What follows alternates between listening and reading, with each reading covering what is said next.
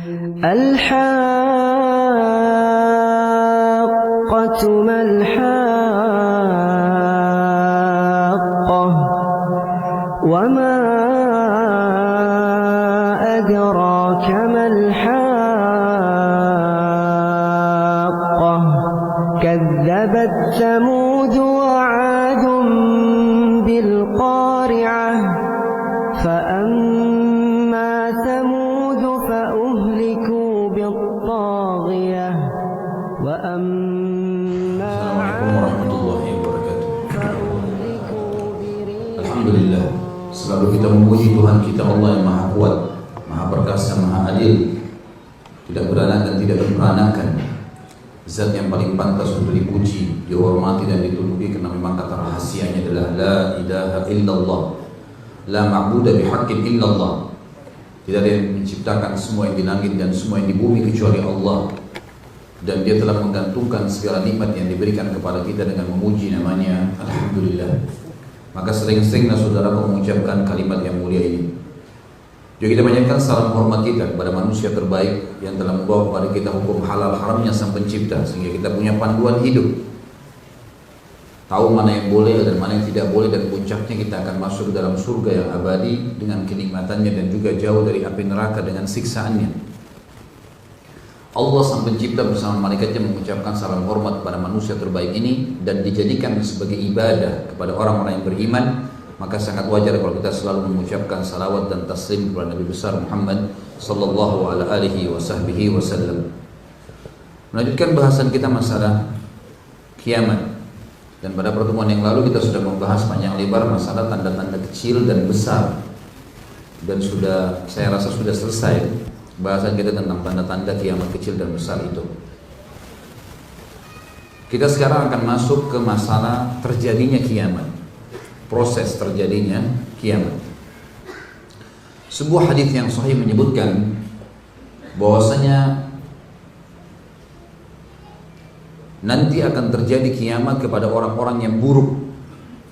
Dan kalau ikhwan dan akhwat sekalian rahimani rahimakumullah masih mengingat pertemuan kita yang lalu, ada hadis yang menyebutkan Allah akan tiupkan angin dari arah negeri Syam dan akan merenggut nyawa setiap orang yang beriman, sehingga tidak tertinggal lagi kecuali orang-orang yang buruk, yang iblis menjelma menjadi manusia lalu mengajak mereka menyembah berhala. Padahal pada saat itu mereka sangat kaya raya, makmur, dan akhirnya mereka kembali menyembah berhala setelah mereka masuk Islam secara totalitas di zaman turunnya Nabi Isa alaihissalam. Sudah kita panjang lebar jelaskan, artinya Muslim semuanya, nggak ada lagi orang kafir pada saat itu. Tapi mereka karena jauh dari masa kenabian, Nabi Isa alaihissalam sudah meninggal dunia, kemudian mereka kembali dengan kekayaan dan kemakmuran. Akhirnya syaitan kembali membawa mereka menyembah berhala, dan mereka mengikuti itu. Pada orang-orang inilah kata Nabi SAW terjadi kiamat.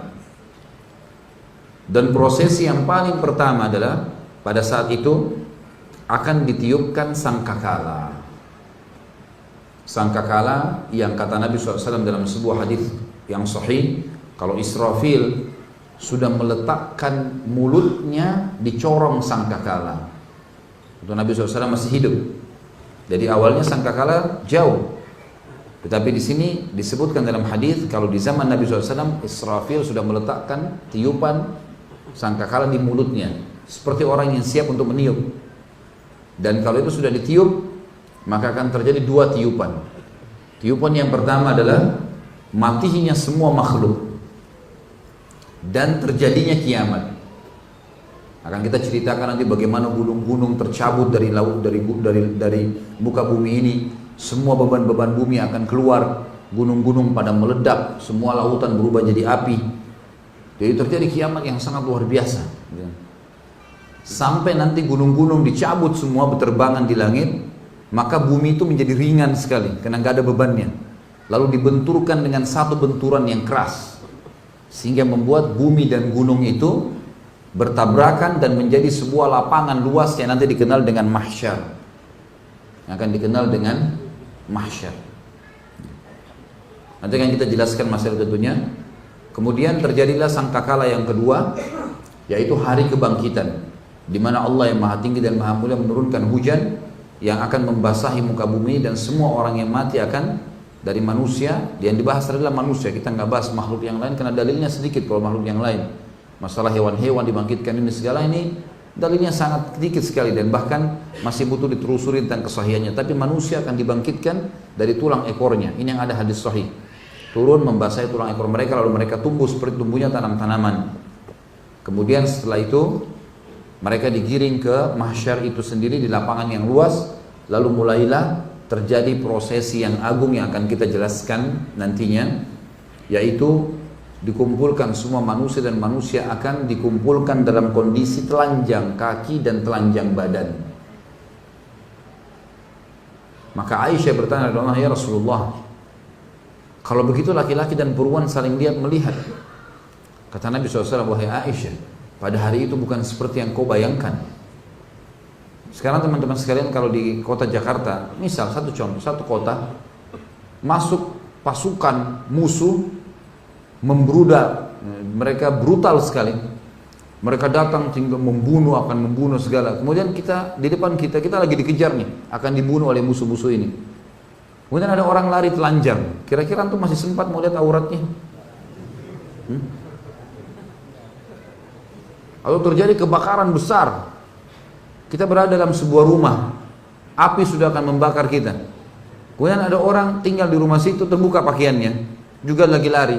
Sempat lihat-lihat, kesempatan nih lihat, syahwatnya bangkit. Kata Nabi SAW, waktu itu bukan seperti yang kau bayangkan, hai Aisyah. Setiap orang berharap selamat saja, nggak ada lagi harapan untuk melihat auratnya orang lain. Habis syahwatnya. Syahwat itu biasanya bangkit kalau orang lagi lalai. Kalau orang tersibukkan pun, mungkin teman-teman yang sudah berumah tangga nggak tahu masalah itu. Kalau kita punya kesibukan yang sangat padat, mungkin seorang teman-teman laki-laki lagi harus selesaikan kerjaan kantor misalnya, atau dia seorang dosen, dia harus selesaikan kertas tulisannya. Bagaimanapun datang istrinya menggoda dia masih minta waktu. Sebentar, saya harus selesaikan ini. Memang begitu, manusia itu akan terbawa dalam arus syahwatnya. Kalau memang dia lagi lalai, lagi banyak waktu lowong, syaitan tunggangin. Lalu kata Nabi SAW, orang yang pertama diberikan pakaian adalah Ibrahim alaihissalam. Kata sebagian ulama hadis, karena Ibrahim alaihissalam pada saat mau dibakar oleh Namrud dicabut bajunya. Jazakallah khair. Kemudian setelah itu manusia akan menunggu di mahsyar, Allahu alam berapa lama, dan manusia akan tenggelam dengan keringatnya masing-masing sesuai dengan kadar amalnya, kadar dosanya. Kata Nabi SAW, ada yang tenggelam sampai mata kakinya, ada yang sampai lututnya, ada yang sampai perutnya, ada yang sampai dadahnya, ada yang sampai tenggorokannya, ada yang tenggelam dengan keringat sendiri. Dan kata Nabi SAW, Allahu a'lam berapa lama di mahsyar. Dan ada hadis lain menyebutkan matahari akan jarak cuma beberapa mil dari manusia. Sekarang antum merasakan panas di malam hari begini hanya cahaya lampu. Bagaimana kalau seandainya siang hari di jalan kita kena matahari? Panas sekali. Mungkin teman-teman yang biasa pakai motor tahu. Kadang-kadang kita harus pakai jaket, pakai kaos tangan, karena kalau tidak jadi belang. Itu jaraknya antara kita sama matahari ini miliaran kilometer. Jauh sekali. Bagaimana kalau cuma sekian mil? Akan membakar. Nanti kita akan cerita juga di mahsyar, pada saat orang lagi menunggu, ada orang-orang yang selamat, ternaungi di bawah naungan Allah Azza wa Jal. 7 golongan yang akan kita sebutkan nanti, insya Allah. Kemudian setelah itu ada orang-orang yang datang meminta agar Nabi Adam memberikan syafaat, tapi dia nolak. Nabi Idris alaihissalam ditolak, dan seterusnya sampai datang kepada Nabi SAW. Terjadilah syafaat kubra.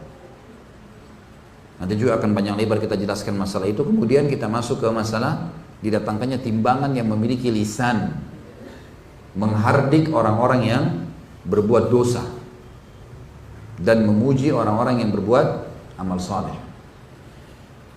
Kemudian setelah itu akan ada 3 golongan. Ada orang masuk surga tanpa hisab, para nabi-nabi, para orang-orang syuhada, mati syahid, orang-orang yang ibadah terus hidupnya di dunia, penuh dengan cobaan sehingga Allah bersihkan dosa-dosanya sebagaimana sabda Nabi SAW, seorang mukmin terus diuji di dirinya, di keluarganya, di hartanya sampai dia bertemu dengan Allah di hari kiamat tidak tertinggal lagi dosanya. Bersih, nggak ada dosa. Tidak ditimbang lagi amalnya, masuk surga tanpa hisab. Ini golongan pertama. Golongan kedua, orang masuk neraka tanpa hisab. Dan jangan jadi ini. Ini orang kafir, orang munafik, sama orang musyrik. Buat syirik besar, ini akan kekal di api neraka. Maka ini masuk neraka langsung, nggak pakai ditimbang amalnya, nggak ada gunanya ditimbang. Orang kafir nggak ada gunanya amalnya, orang munafik nggak ada gunanya, orang musyrik nggak ada gunanya. Orang masuk surga tanpa hisab, ini masuk neraka tanpa hisab. Ada golongan yang ketiga ditimbang amalnya. Dan ini adalah orang-orang mukmin yang bermaksiat.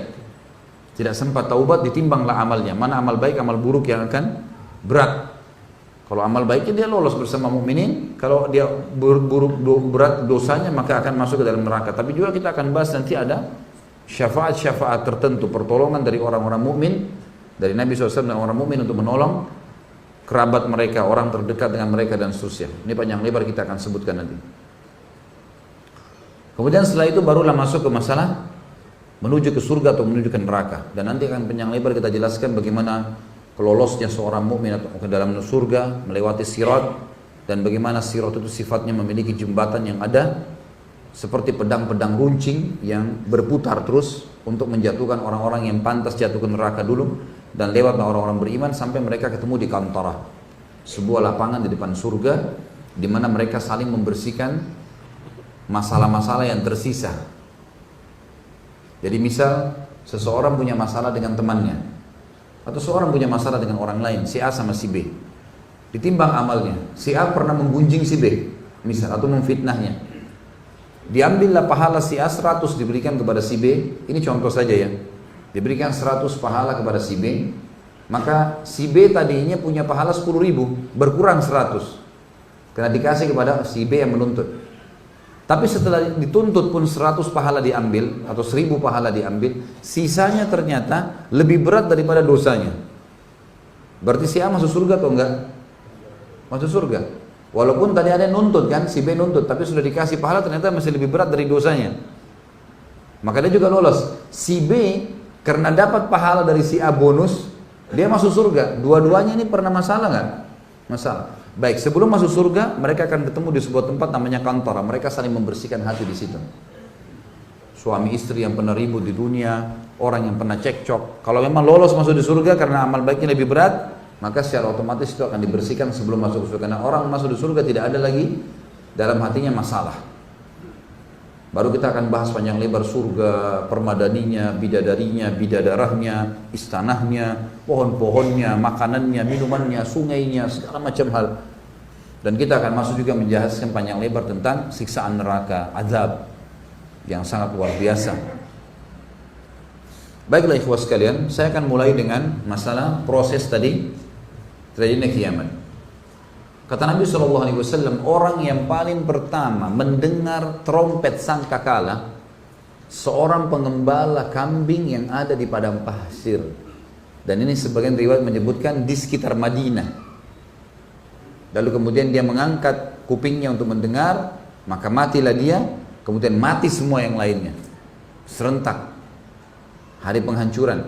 Jadi makhluk mati dulu semua, baru terjadi prosesi tabrakan gunung segala macam, terjadi kebakaran. Jadi makhluk tidak akan lihat itu, manusia tidak akan lihat itu, karena mereka dimatikan dulu oleh Allah SWT baru terjadi. Tapi Allah menceritakan masalah itu akan terjadi. Tentu ini ada sebuah hadis yang sudah kita sebutkan pada pertemuan kita yang lalu, bagaimana Nabi SAW pada saat menyebutkan tentang Dajjal, beliau mengatakan, itu bisa dilihat tentunya di halaman 64 sampai 65 ya. Hadis ini riwayat Imam Muslim nomor 2940. Dajjal akan keluar di tengah-tengah umatku dan ia tinggal selama 40. Lalu Allah membangkitkan Isa putra Maryam, ia mirip dengan Urwa bin Mas'ud. Maka Isa mencari Dajjal dan kemudian membunuhnya. Setelah itu manusia tinggal selama 7 tahun tanpa ada permusuhan di antara mereka.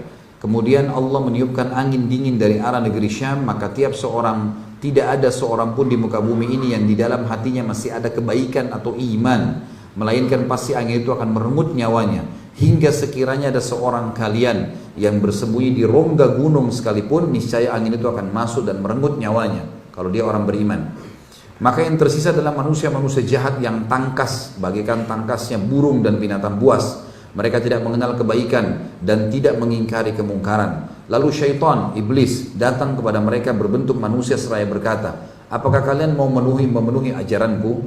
Mereka menjawab, apa yang kamu perintahkan kepada kami? Lalu syaitan menyuruh mereka untuk menyembah berhala. Padahal harta kekayaan mereka pada saat itu berlimpah ruah.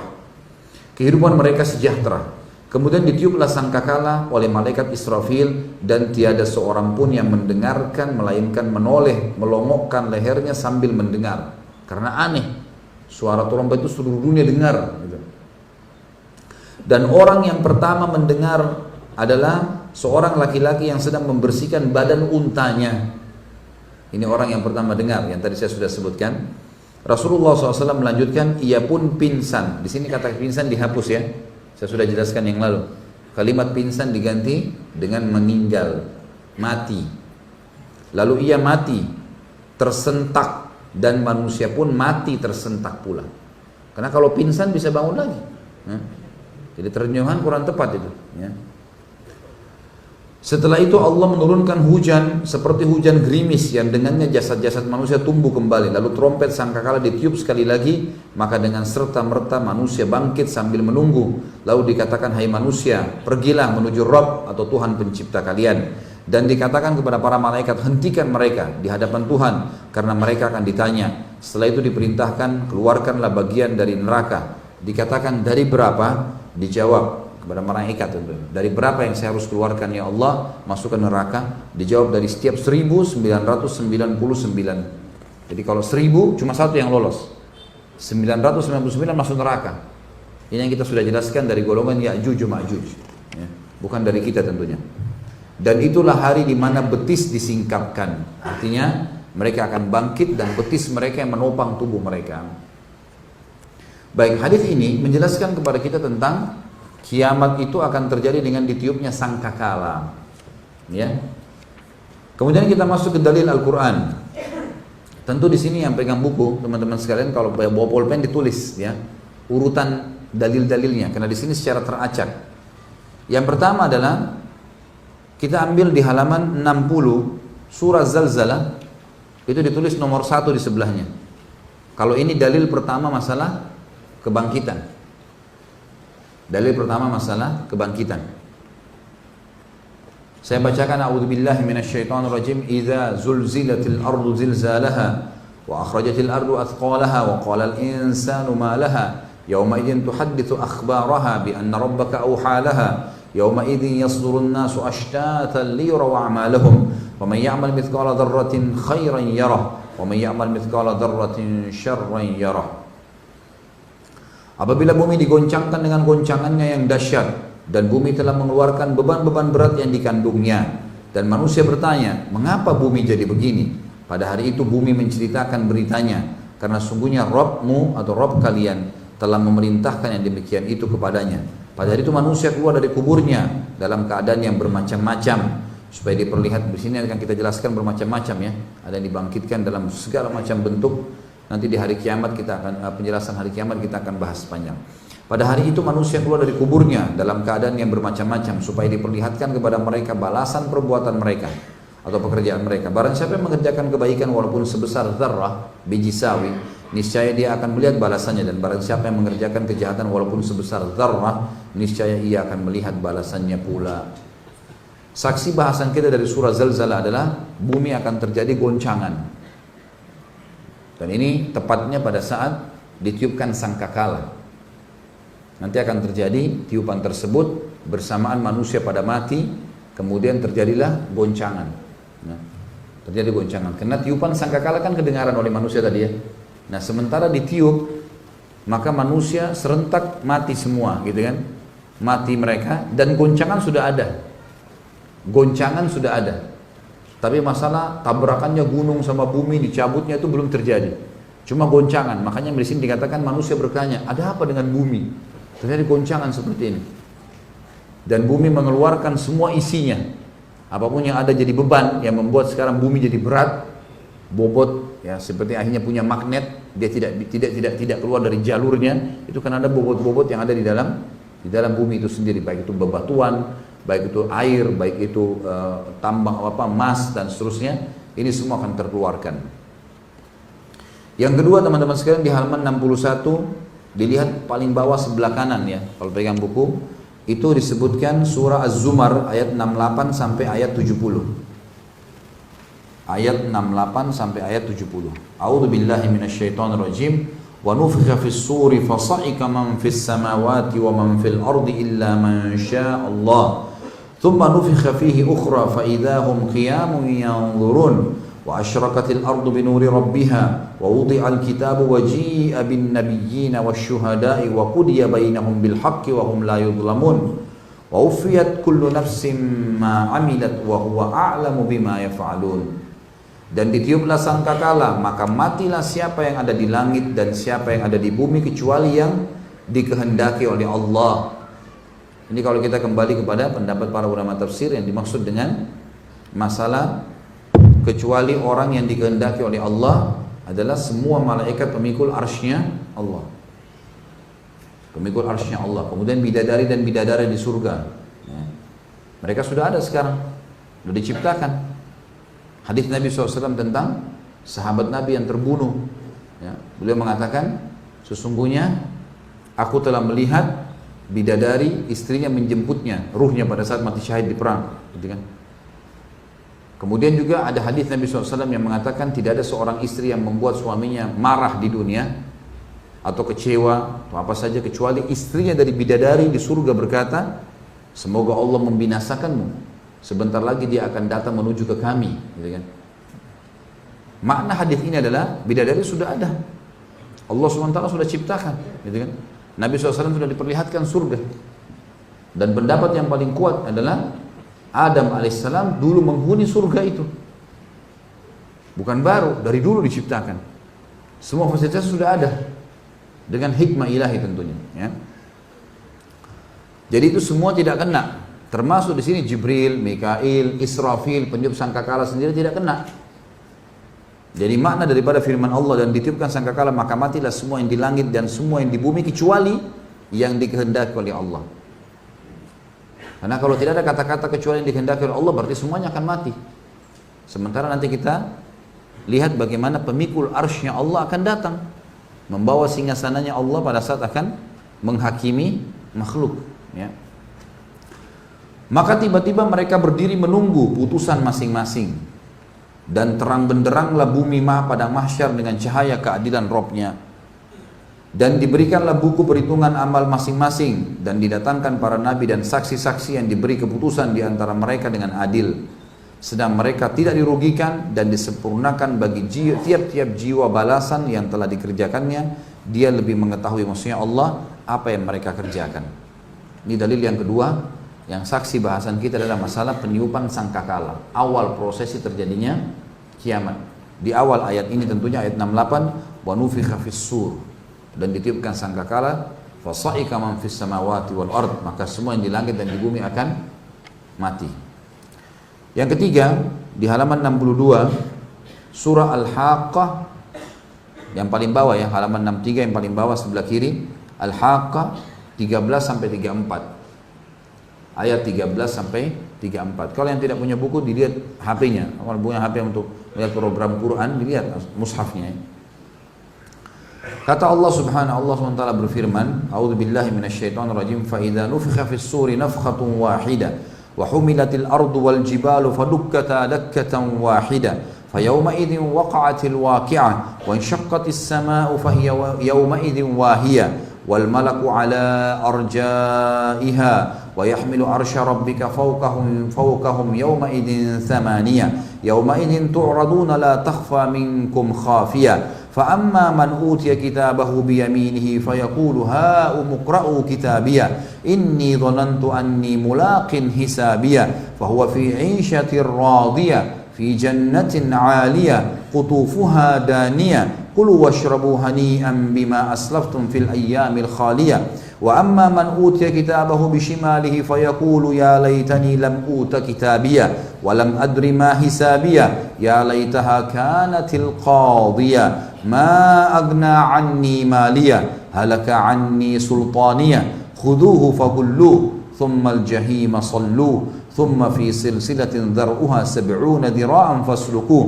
إنه كان لا يؤمن بالله العظيم ولا يحض على طعام المسكين. Maka apabila sangkakala ditiup sekali tiupan yang pertama, dan diangkatlah bumi dan gunung-gunung. Waktu makhluk sudah mati semua, yang terjadi pertama setelah di surah Zalzalah tadi keluar semua isi-isinya digoncang. Kemudian kata Allah, dicabutlah gunung-gunung dari bumi itu. Lalu dibenturkan keduanya, satu kali benturan. Jadi gunung-gunungnya melayang. Kemudian buminya juga melayang jadi ringan, lalu dibenturkan. Pendapat yang paling kuat dalam masalah ini adalah gunung-gunung itu dicabut oleh Allah yang Maha Tinggi dan Maha Pemurah, lalu dibenturkan di tempat yang sama. Sehingga memang tempat yang dasarnya ada gunung tadi di situ, dicabut gunungnya lalu dibenturkan sehingga gunung ini menjadi lebur. Karena nanti ini akan menjadi mahsyar. Nanti akan menjadi mahsyar, gitu kan? Pemahaman yang mengatakan bahwasanya ini hancur semuanya, ini ditolak oleh para ulama. Kenapa? Karena kalau hancur semua berarti kuburan kita juga ikut hancur. Manusia kan akan dibangkitkan dari kuburannya. Makanya pendapat ini mengatakan adalah gunung-gunung tercabut lalu dibenturkan ke bumi di tempat asalnya. Di tempat dia sudah punya titik-titik, dibenturkan di situ sehingga dia hancur lebur dan berbaur dengan bumi itu. Ini makna daripada gunung-gunung lalu dibenturkan keduanya sekali bentur. Maka pada hari itu terjadilah kiamat dan terbelahlah langit. Jadi pada saat sudah dibenturin, bumi ini akan menjadi rata, gitu kan? Lalu kemudian langit terbelah. Kita akan melihat bumi nanti ini terbelah. Langit ini akan terbelah. Lalu dikatakan karena pada hari itu langit menjadi lemah. Dan malaikat-malaikat berada di penjuru-penjuru langit. Kita sudah lihat malaikat, karena malaikat ini penuh di langit sana. Sudah kita bahas di bab masalah malaikat kan. Penuh malaikat di atas, kata Nabi SAW dalam hadis Bukhari Muslim masalah Isra Mi'raj. Saya tidak lewati ukuran 4 jari tangan manusia di langit kecuali saya temukan malaikat yang sedang sujud atau ruku. Penuh. Nah nanti akan terbuka itu dan kita akan menyaksikan makhluk Allah yang mulia, para malaikat. Kata Allah, dan malaikat-malaikat berada di seluruh penjuru-penjuru langit. Dan pada hari itu 8 malaikat menjunjung arsy Rabbmu di atas kepala mereka. Nah, ini sudah pernah kita jelaskan tentang masalah di bab pasal malaikat. Allah memiliki 8 malaikat khusus yang mulia memikul arsy Allah. Di antara hadis yang menyebutkan masalah itu adalah kata Nabi SAW yang kisah tentang masalah meteor. Masih ingat ya? Kalau meteor jatuh, kemudian kata Nabi SAW, apa yang kalian bilang di masa jahiliyah nih? Kepada para sahabat. Kata sahabat, ya Rasulullah, di zaman jahiliyah kami anggap ini ada mati atau lahirnya seorang tokoh. Maka kata Nabi SAW, ketahuilah kalau ini terjadi bukan karena itu. Tetapi kalau Allah yang Maha Tinggi dan Maha Pemurah ingin menentukan sebuah keputusan, besoknya terjadi apa di alam semesta, di bumi semua ini, siapa yang mati, siapa yang hidup, apa yang Allah ciptakan, apa yang terjadi, semuanya ini, maka Allah akan menyampaikan kepada pemikul singgasananya yang 8, pemikul arsy-nya. Lalu mereka pun bertasbih. Malaikat langit ke-7 mendengarkan mereka bertasbih karena mendengar tasbihnya malaikat pemikul arsy. Lalu kemudian malaikat langit ke-6 mendengar tasbih malaikat langit ke-7, mereka bertasbih. Lalu kemudian langit ke-5 mendengar langit ke-6 bertasbih. Begitu terus sampai langit di atas kepala kita, langit pertama. Lalu ke-7 lapis langit ini malaikat semua bertanya kepada pemikul arsy-nya Allah, apa keputusan Tuhan kita? Barulah mereka menyampaikan, gitu kan? Nah pada saat lagi dibicarakan oleh para malaikat di langit pertama terutama, maka para syaitan bersusun-susun untuk mendengarkan dari langit, dan mereka menemukan di pintu-pintu langit malaikat menunggu mereka dengan syihab, ya syihab dalam Quran dikatakan syihab itu anak panah berapi, mereka dipanah, ya sehingga ada di antara mereka yang banyak di antara mereka yang mati terbakar, dan yang lolos di antara mereka akan pulang kepada teman-temannya dari para dukun-dukun, peramal, penyamun, lalu menyampaikan kepada mereka dari 100 informasi 99 dusta. Mereka menipu. Ini kalau dukun-dukun dengar hadis ini, mereka akan tinggalkan tuh ilmu dukunnya. Ya. Ternyata jin yang selama ini dia bayar tumbal segala tuh dusta. Ya. Dari 100 berita cuma satu yang benar. Itu pun kalau benar karena mencuri berita dari langit. Dan meteor itu yang kalian lihat ini, kata Nabi SAW, adalah serpihan bintang yang dipakai malaikat untuk memanah syaitan-syaitan tersebut. Jadi keyakinan yang mengatakan kalau meteor lewat ini doa mustajab, minta doalah, gitu kan. Ini khurafat, ini keyakinannya orang non-muslim, ya. Jangan sampai dipercaya, itu tidak benar. Itu malah syaitan lagi dipanah, gitu kan. Pada hari itu akan dihadapkan kepada Rabbmu atau kepada kalian, tidak ada sesuatu pun di antara dari keadaanmu yang tersembunyi bagi Allah. Di sini kata ulama adalah yang dimaksud semua dari kecil sampai besar, semua akan kita lihat semuanya. Adapun orang-orang yang diberikan kepadanya kitabnya dari sebelah kanan, maka dia berkata, ambillah, bacalah kitabku ini. Maksudnya nanti orang-orang pada saat berdiri, setelah Allah, nanti ada hadis tentang syafaat Nabi SAW, kemudian Allah datang untuk mengadili hamba-hambanya, maka pada saat itulah diberikan buku-buku amal. Nanti berterbangan buku amal kita. Dan buku amal ini dalam sebuah riwayat disebutkan seluas pandangan mata. Semua tercatat. Sebagian ulama mengatakan kalau sekarang kita bisa memiliki seperti alat-alat teknologi yang maju, ya, kita bisa simpan memori, kita bisa simpan video, kita bisa memutarnya kapan saja, kita bisa tahu ini tahun berapa, gitu kan? Bahkan cuplikan tahun lalu kita masih bisa tonton, 2 tahun lalu dan seterusnya. Bukan mustahil, buku amal malaikat jauh lebih canggih daripada itu, jauh lebih canggih. Nah, ini kita nggak tahu, ini baru berapa tahun saja sudah luar biasa begini, gitu kan? Saya ingat pertama HP keluar luar biasa tebalnya, gitu kan? Waktu saya masih di Makassar berapa tahun lalu, masih belum ada kameranya, masih segala macam, kamera harus beli sendiri dan seterusnya. Lama-lama subhanallah dalam berapa tahun sudah seperti ini. Allahu alam 10 tahun ke depan seperti apa, kita nggak tahu, mungkin lebih canggih, tapi buku amal malaikat jauh lebih canggih daripada itu. Kata ulama, bisa saja seseorang itu diperlihatkan awal dia jatuh dari rahim ibunya, tangisan pertama, kedipan mata pertama, gerakan tangan pertama, tarikan nafas pertama, terus sampai dia meninggal dunia. Sebagian juga ulama menekankan dosa apapun yang dikerjakan oleh seseorang tetap akan terlihat walaupun dia sudah taubat, tapi tidak dihukum lagi. Misal di umur 17 tahun seseorang berzina, wa na'udzubillah, di umur 27 dia taubat, baik, nanti akan diperlihatkan ini kamu berzina nih, ini lihat buktinya di tempat ini dia tahu. Tapi nanti berputar jalan terus, nih umur 27 kamu sempat taubat, maka Allah maafkan. Tapi semua terlihat. Jadi jangan fahami teman-teman sekalian, kalau kita taubat kemudian dihapus semua, tidak kelihatan. Enggak. Memang akan diperlihatkan. Makna daripada وَمَنْ يَعْمَلْ مِثْقَالَ ذَرَّةٍ خَيْرًا يَرَهُ وَمَنْ يَعْمَلْ مِثْقَالَ ذَرَّةٍ شَرًّا يَرَهُ. Siapa yang bekerja, berbuat sekecil apapun biji sawi, kebaikan dia akan lihat, dan keburukan sebiji sawi juga akan lihat. Ini maknanya adalah tadi, ya. Dia akan melihat semuanya walaupun dia sudah bertaubat, gitu kan, berjalan buku amal itu. Nanti ada orang yang diberikan bukunya terbang ke tangan kanannya langsung. Begitu dia tiba di tangan kanannya, dia sudah tahu kalau dia akan masuk surga. Otomatis itu. Kalau orang menerima dengan tangan kirinya, maka dia sudah tahu dia akan masuk ke neraka. Di sini dikatakan, adapun orang yang mengambil kitabnya dengan tangan kanannya, maka dia karena gembiranya dia mengatakan, ambillah bukuku ini, bacalah bukuku ini, lihat nih, dia berbangga. Kata ulama, dia berbangga, lihat nih amal saya terima. Seperti kalau kita terima rapot semuanya Masya Allah 10 gitu. Gembira. Nah ini yang malas-malas ibadah, yang banyak dosanya ini 2, 3, merah semua. Nah, sesungguhnya kata dia, aku yakin bahwa sungguhnya aku akan menemui hisabku terhadap diriku. Maksudnya aku sudah akan lolos dari hisab. Maka orang ini berada dalam kehidupan yang diridhoi dalam surga yang tinggi, buah-buahannya dekat. Ya, nanti kita tafsirkan, nanti kita akan sampaikan banyak pendapat ulama tentang masalah ini.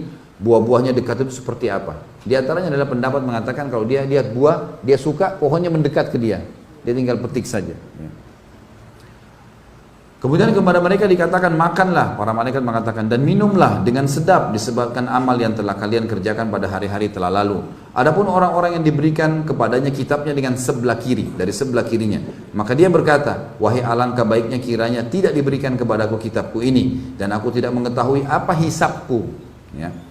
Wahai kiranya kematian itu sudah menyelesaikan segala sesuatunya. Mereka berharap waktu mati di dunia sudah selesai, nggak ada lagi timbangan amal, nggak ada apa. Tapi kita sudah diajarkan, pasti akan dibangkitkan. Mati hanya prosesi, pintu untuk menuju kepada kehidupan abadi, surga atau neraka. Maka mereka berharap mati yang lalu sudah cukup buat saya. Coba seandainya hartaku yang aku kumpul selama dunia sekali-kali tidak memberikan manfaat kepadaku. Telah hilang kekuasaan dariku. Mana dulu pengikutnya, mana kekuasaannya, mana mobil mewahnya, mana 27-30 perusahaannya, mana semuanya. Allah berfirman, peganglah dia, orang yang terima buku dengan tangan kiri. Lalu belenggulah tangannya ke lehernya. Kemudian masukkan dia ke dalam api neraka yang menyala-nyala. Kemudian belitlah dia dengan rantai yang panjangnya 70 hasta. Ya. Sesungguhnya dia dahulu tidak beriman kepada Allah yang maha besar dan juga tidak mendorong orang lain untuk memberikan makan orang miskin. Ini dalil yang ketiga berhubungan dengan masalah adanya peniupan sangkakala atau prosesnya. Ya. Kita masuk ke dalil yang keempat dari Al-Quran. Itu di halaman 58. Dalil pertama adalah dalil nakli, surah Ar-Rahman ayat 26 sampai 27. A'udzu billahi minasyaitonir rajim. Kullu man 'alaiha fan wa yabqa wajhu rabbika dzul jalali wal ikram. Semua yang ada di bumi ini akan binasa dan tetap kekallah wajah Rabbmu yang mempunyai kebesaran dan kemuliaan. Jadi pada saat terjadi semuanya sangkakala, maka akan hancur semuanya dan tinggal wajah Allah yang mulia. Selanjutnya itu dari dalil yang keberapa? Yang keempat ya.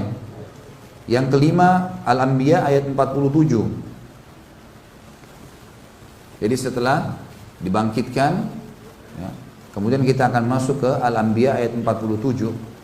Isinya adalah setelah orang dibangkitkan nanti akan berdiri semua manusia dalam kondisi dia telanjang kaki, tidak pakai baju, dan nanti kita akan bacakan hadisnya tentunya. Kemudian mereka, Allahu alam berapa lama, dan mereka akan tenggelam dengan keringat mereka masing-masing. Allah subhanahu wa ta'ala pada saat itu murka kepada seluruh hambanya karena banyaknya dosa yang dilakukan. Baik, sebelum kita baca Al-Anbiya 47, untuk lebih jelasnya saya kembali masuk ke hadis dulu. Hadis itu disebutkan di halaman 66. Kita tulis ini sebagai dalil nomor 5 aja deh. Kita masuk dalil nomor 5 di sini. Hadis diriwayatkan oleh Imam Muslim nomor 2955. Kata baginda Nabi sallallahu alaihi wasallam, "Ma baina nafkhataini arba'un, thumma yunzilullahu minas sama'i ma'an fayambutuna kama yambutul baqal." Walaysa minal insani syai'un illa yabla illa 'azman wahida wa huwa ajbul dhanab minhu yurakkabul khalqu yaumal qiyamah. Jarak antara dua tiupan trompet itu ada 40. Sebagian ulama mengatakan 40 tahun, Allahu a'lam 40 hari. Nabi SAW cuma mengatakan 40 ya. Kemudian Allah menurunkan air dari langit, hujan. Jadi setelah ditiup sangkakala pertama, hancur semua, makhluk semua sudah mati, Allah akan turunkan hujan. Maka seluruh manusia tumbuh sebagaimana tumbuhnya sayuran. Tidak ada sesuatu pun dari jasad manusia melainkan hancur kecuali sepotong tulang, yaitu tulang ekornya. Darinya lah semua manusia dicipta ulang pada hari kiamat. Jadi hadis ini riwayat Imam Muslim dari Sahih nomor 2955. Jelas dalil menggambarkan kepada kita ada tiupan sangkakala dan akan ada pembangkitan. Kemudian setelahnya langsung hadis setelahnya itu hadis yang diriwayatkan oleh Imam Muslim nomor 2860. Kata Nabi SAW, "Ayuhan nas, innakum mahsyuruna ila rabbikum hufatan uratan gurla. Ala wa inna awwalal khalqi yuqsa Ibrahimu alaihi salam. Ala wa innahu sayuja'u bi rijalin min ummati fayu'khadhu bihim dhata shimal. Fa'aqulu ya Rabbi ashabi fayaqulu innaka la tadri ma ahdathu ba'dak." Wahai sekalian manusia, sungguhnya kalian pasti akan dihimpunkan di padang mahsyar di hadapan Rabb kalian dalam keadaan telanjang kaki, telanjang badan dan tidak bersunat. Ketahuilah bahwa sungguhnya yang pertama yang diberikan pakaian adalah Ibrahim alaihissalam, dan ketahuilah bahwa sesungguhnya nanti akan didatangkan beberapa orang dari umatku lalu mereka diseret ke arah kiri, maksudnya di haud. Nah, untuk kita jelaskan masalah haud ya. Kemarin sudah jelaskan kan? Hah? Lupa? Hah? Haud belum dijelaskan? Masa? Baiklah, anggap belum. ada haud nanti, ada kuala Nabi SAW di mahsyar. Kalau nanti orang sudah timbang amalnya, sudah timbang amal, gitu kan, maka dia akan, ini kita sudah jelaskan di bahasan tentang Nabi SAW. Waktu kita jelaskan salah satu mukjizat pemberian Nabi SAW, saya bedakan antara haud dan kautsar. Haud itu adalah kuala Nabi SAW yang dikasih di mahsyar, yang luasnya seluas pandangan mata, cantengnya sebanyak bintang di langit. Kemudian siapa yang minum darinya tidak akan pernah haus selamanya, gitu kan. Nah, orang mukmin yang sedang ditimbang amalnya, yang lolos timbangan amalnya lebih berat daripada dosanya, dia akan menuju ke haud, minum bersama Nabi sallallahu alaihi wasallam. Jadi beliau mengatakan, saya akan menunggu nanti di haud mendahului kalian, dan siapapun yang lolos dari timbangan akan mendapatkan air Nabi sallallahu alaihi wasallam. Dan ini tidak didapatkan walaupun orang beriman, mungkin dia sudah lebih berat dosanya, akhirnya masuk neraka, tidak dapat minuman dari haud ini. Dan haud ini disebutkan juga sifatnya, nanti kita bahas insya Allah masalah di surga neraka juga, di bukunya itu nanti ada bahasan masalah ini. Itu pancurannya, airnya berasal dari surga, berasal dari surga.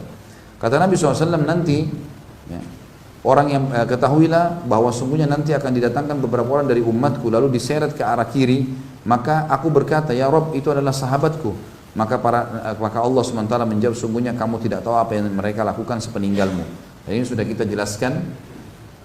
Yang dimaksud dengan hadis ini adalah orang-orang yang telah mengucapkan syahadat di pembebasan kota Mekah, ya. Kemudian mereka murtad, seperti orang yang menolak bayar zakat, orang yang mengikuti Musailam al-Kadzab, orang yang mengikuti Aswad al-Unsi, ya. Dari orang yang sudah sempat syahadat, mereka murtad, meyakini ada Nabi selain Nabi sallallahu alaihi wasallam. Baik, kemudian kita masuk ke ayat tadi, ya, yang di halaman 62 Al-Anbiya 47. A'udzubillahi minasyaitonir rajim. Wa nad'ul mawazinal qista liyaumil qiyamati fala tudlamu nafsun syai'a wa in kana mithqala habbatin min khardalin ataina biha wa kafa bina hasibin. Kami pasti akan memasang timbangan yang tepat pada hari kiamat, maka tidaklah dirugikan seseorang barang sedikit pun, dan jika amalan itu hanya seberat biji sawi pun, pasti kami mendatangkan pahalanya, dan cukuplah kami sebagai pembuat perhitungan. Juga kita akan dibangkitkan, teman-teman sekalian, orang-orang yang dibangkitkan juga ini pada hari kiamat itu nanti akan dibangkitkan dengan syaitan-syaitan yang menggoda mereka. Sebagaimana dalil selanjutnya itu adalah di halaman 63 ayat surah Maryam ayat 62 sampai 72. 62 sampai 72.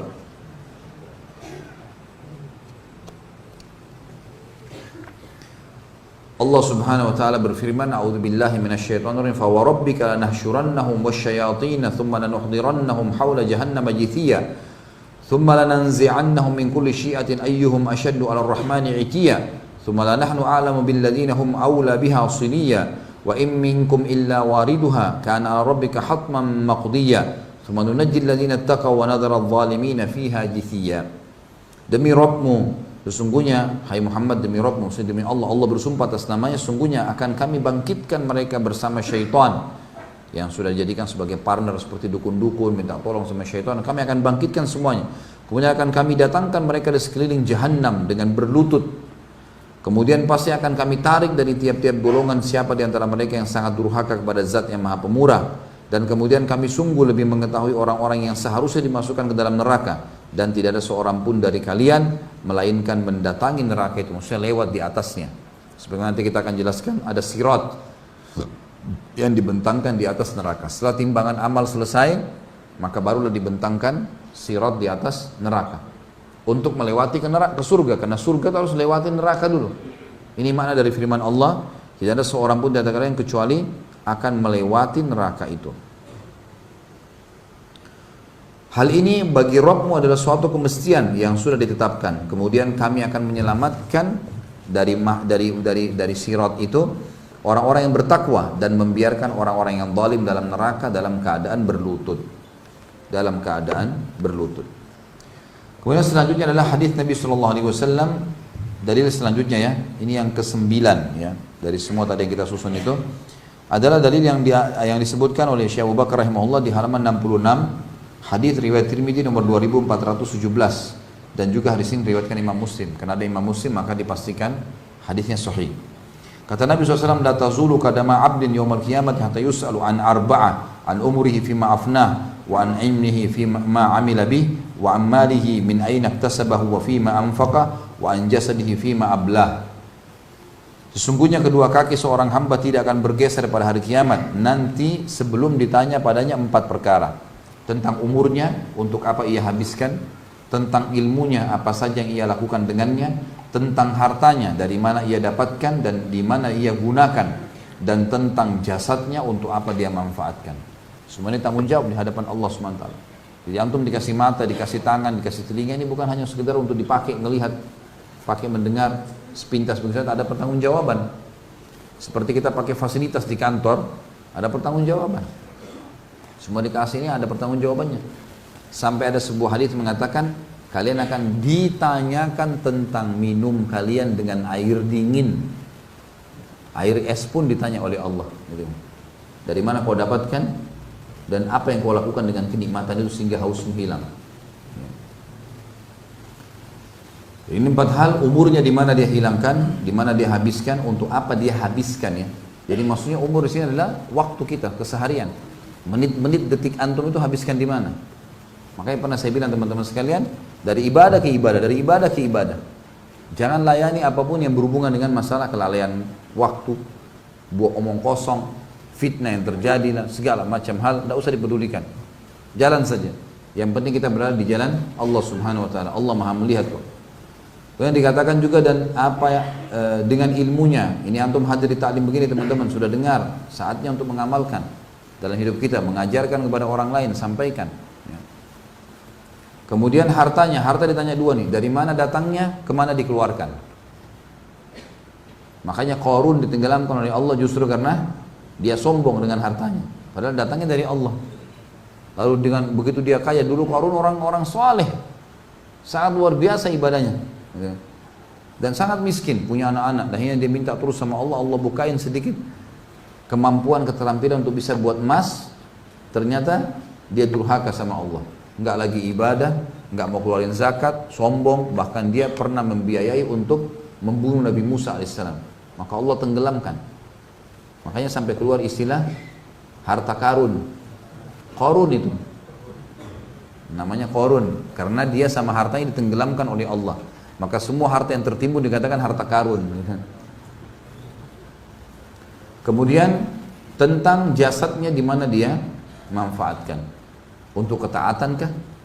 Untuk hadir di majelis ilmu kah? Berjihad di jalan Allah kah? Cari nafkah yang halal atau habis joget di diskotik?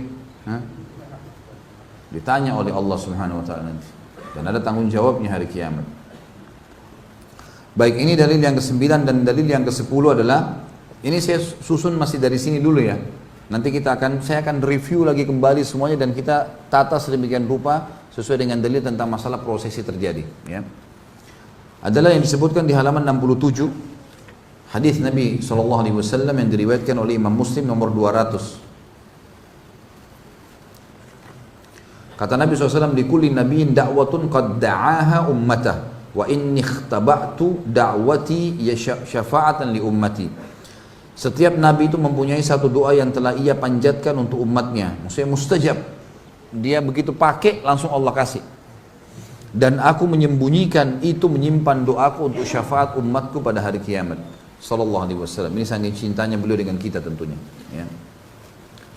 Kemudian yang ke-11 adalah hadis setelahnya, Ibnu Majah, riwayat Ibnu Majah nomor 4308. Kata Nabi SAW, ana sayyidu waladi Adam wala fakhr, wa ana awwalu man tanshaqqu anhu al-ard yawmal qiyamah wala fakhr, wa ana awwalu syafi'in wa awwalu musyaffi'in wala fakhr, wa liwa'ul hamdi biyadi yawmal qiyamah wala fakhr. Aku adalah pemuka anak cucu Adam. Perkataan ini bukanlah kesombongan. Aku orang pertama yang dibangkitkan dari bumi. Perkataan ini bukanlah kesombongan. Aku adalah orang pertama yang memberi syafaat dan orang pertama yang syafaatnya dikabulkan. Perkataan ini bukanlah kesombongan dan bendera hamd, puji-pujian ada di tanganku pada hari kiamat. Perkataan ini juga tidak sama sekali ada kesombongan. Baik, saya akan kembali mereviewkan teman-teman sekalian. Dari setelah menyusun dalil tadi ini karena disebutkan di buku kita ya. Dan memang di dalam buku ini beliau menyebutkan karena ingin membuktikan memang hari kiamat ada. Jadi bukan niatnya Syekh Abu Bakar rahimahullah menyusun tentang kasus kejadian. Tapi beliau tujuannya adalah menyampaikan dalil ayat Al-Quran dan hadis Nabi SAW kalau kiamat betul terjadi. Makanya teracak, ya, tidak teratur. Dan tidak teratur dalam arti kata tidak sistematis sehingga bisa teratur. Saya sudah bilang tadi, baik begitu ditiupkan sangkakala, maka matilah semua makhluk. Itu yang terjadi. Kemudian terjadilah benturan-benturan kiamat, hari kiamat, dan banyak ayat Al-Quran yang lain juga menyebutkan maka planet-planet akan bertabrakan dan seterusnya. Kemudian pada saat itu manusia akan dibangkitkan dengan tiupan sangkakala yang kedua, dan turunlah hujan, gerimis tadi lalu membuat mereka bangkit. Nah pada saat mereka bangkit ada hadis Nabi SAW yang berbunyi, riwayat Bukhari. Kata Nabi SAW, semua laki-laki akan dibangkitkan seperti ayahnya Adam, 60 siku ke langit, 27,5 meter. Dan semua perempuan seperti Hawa, istrinya, ibu kita, alaihissalatu wassalam, kemudian 40 siku ke langit, 17,5 meter.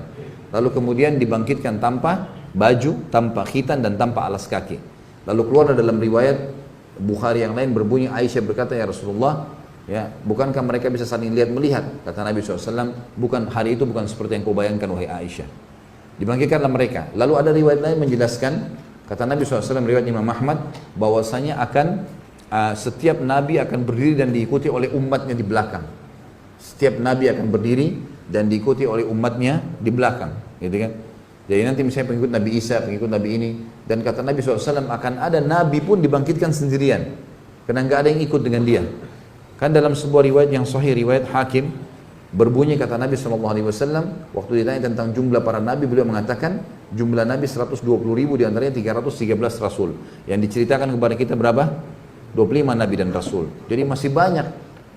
Dari Rasul saja yang 313, kita cuma dapat 25, itu pun masih ada Nabi diantaranya, bukan semua Rasul. Ini jumlahnya 120.000, jadi masih banyak kita belum tahu kisahnya. Nah, sudah kita jelaskan di pasal masalah iman kepada para nabi dan rasul. Baik, mereka akan dibangkitkan di belakang nabi-nabi mereka.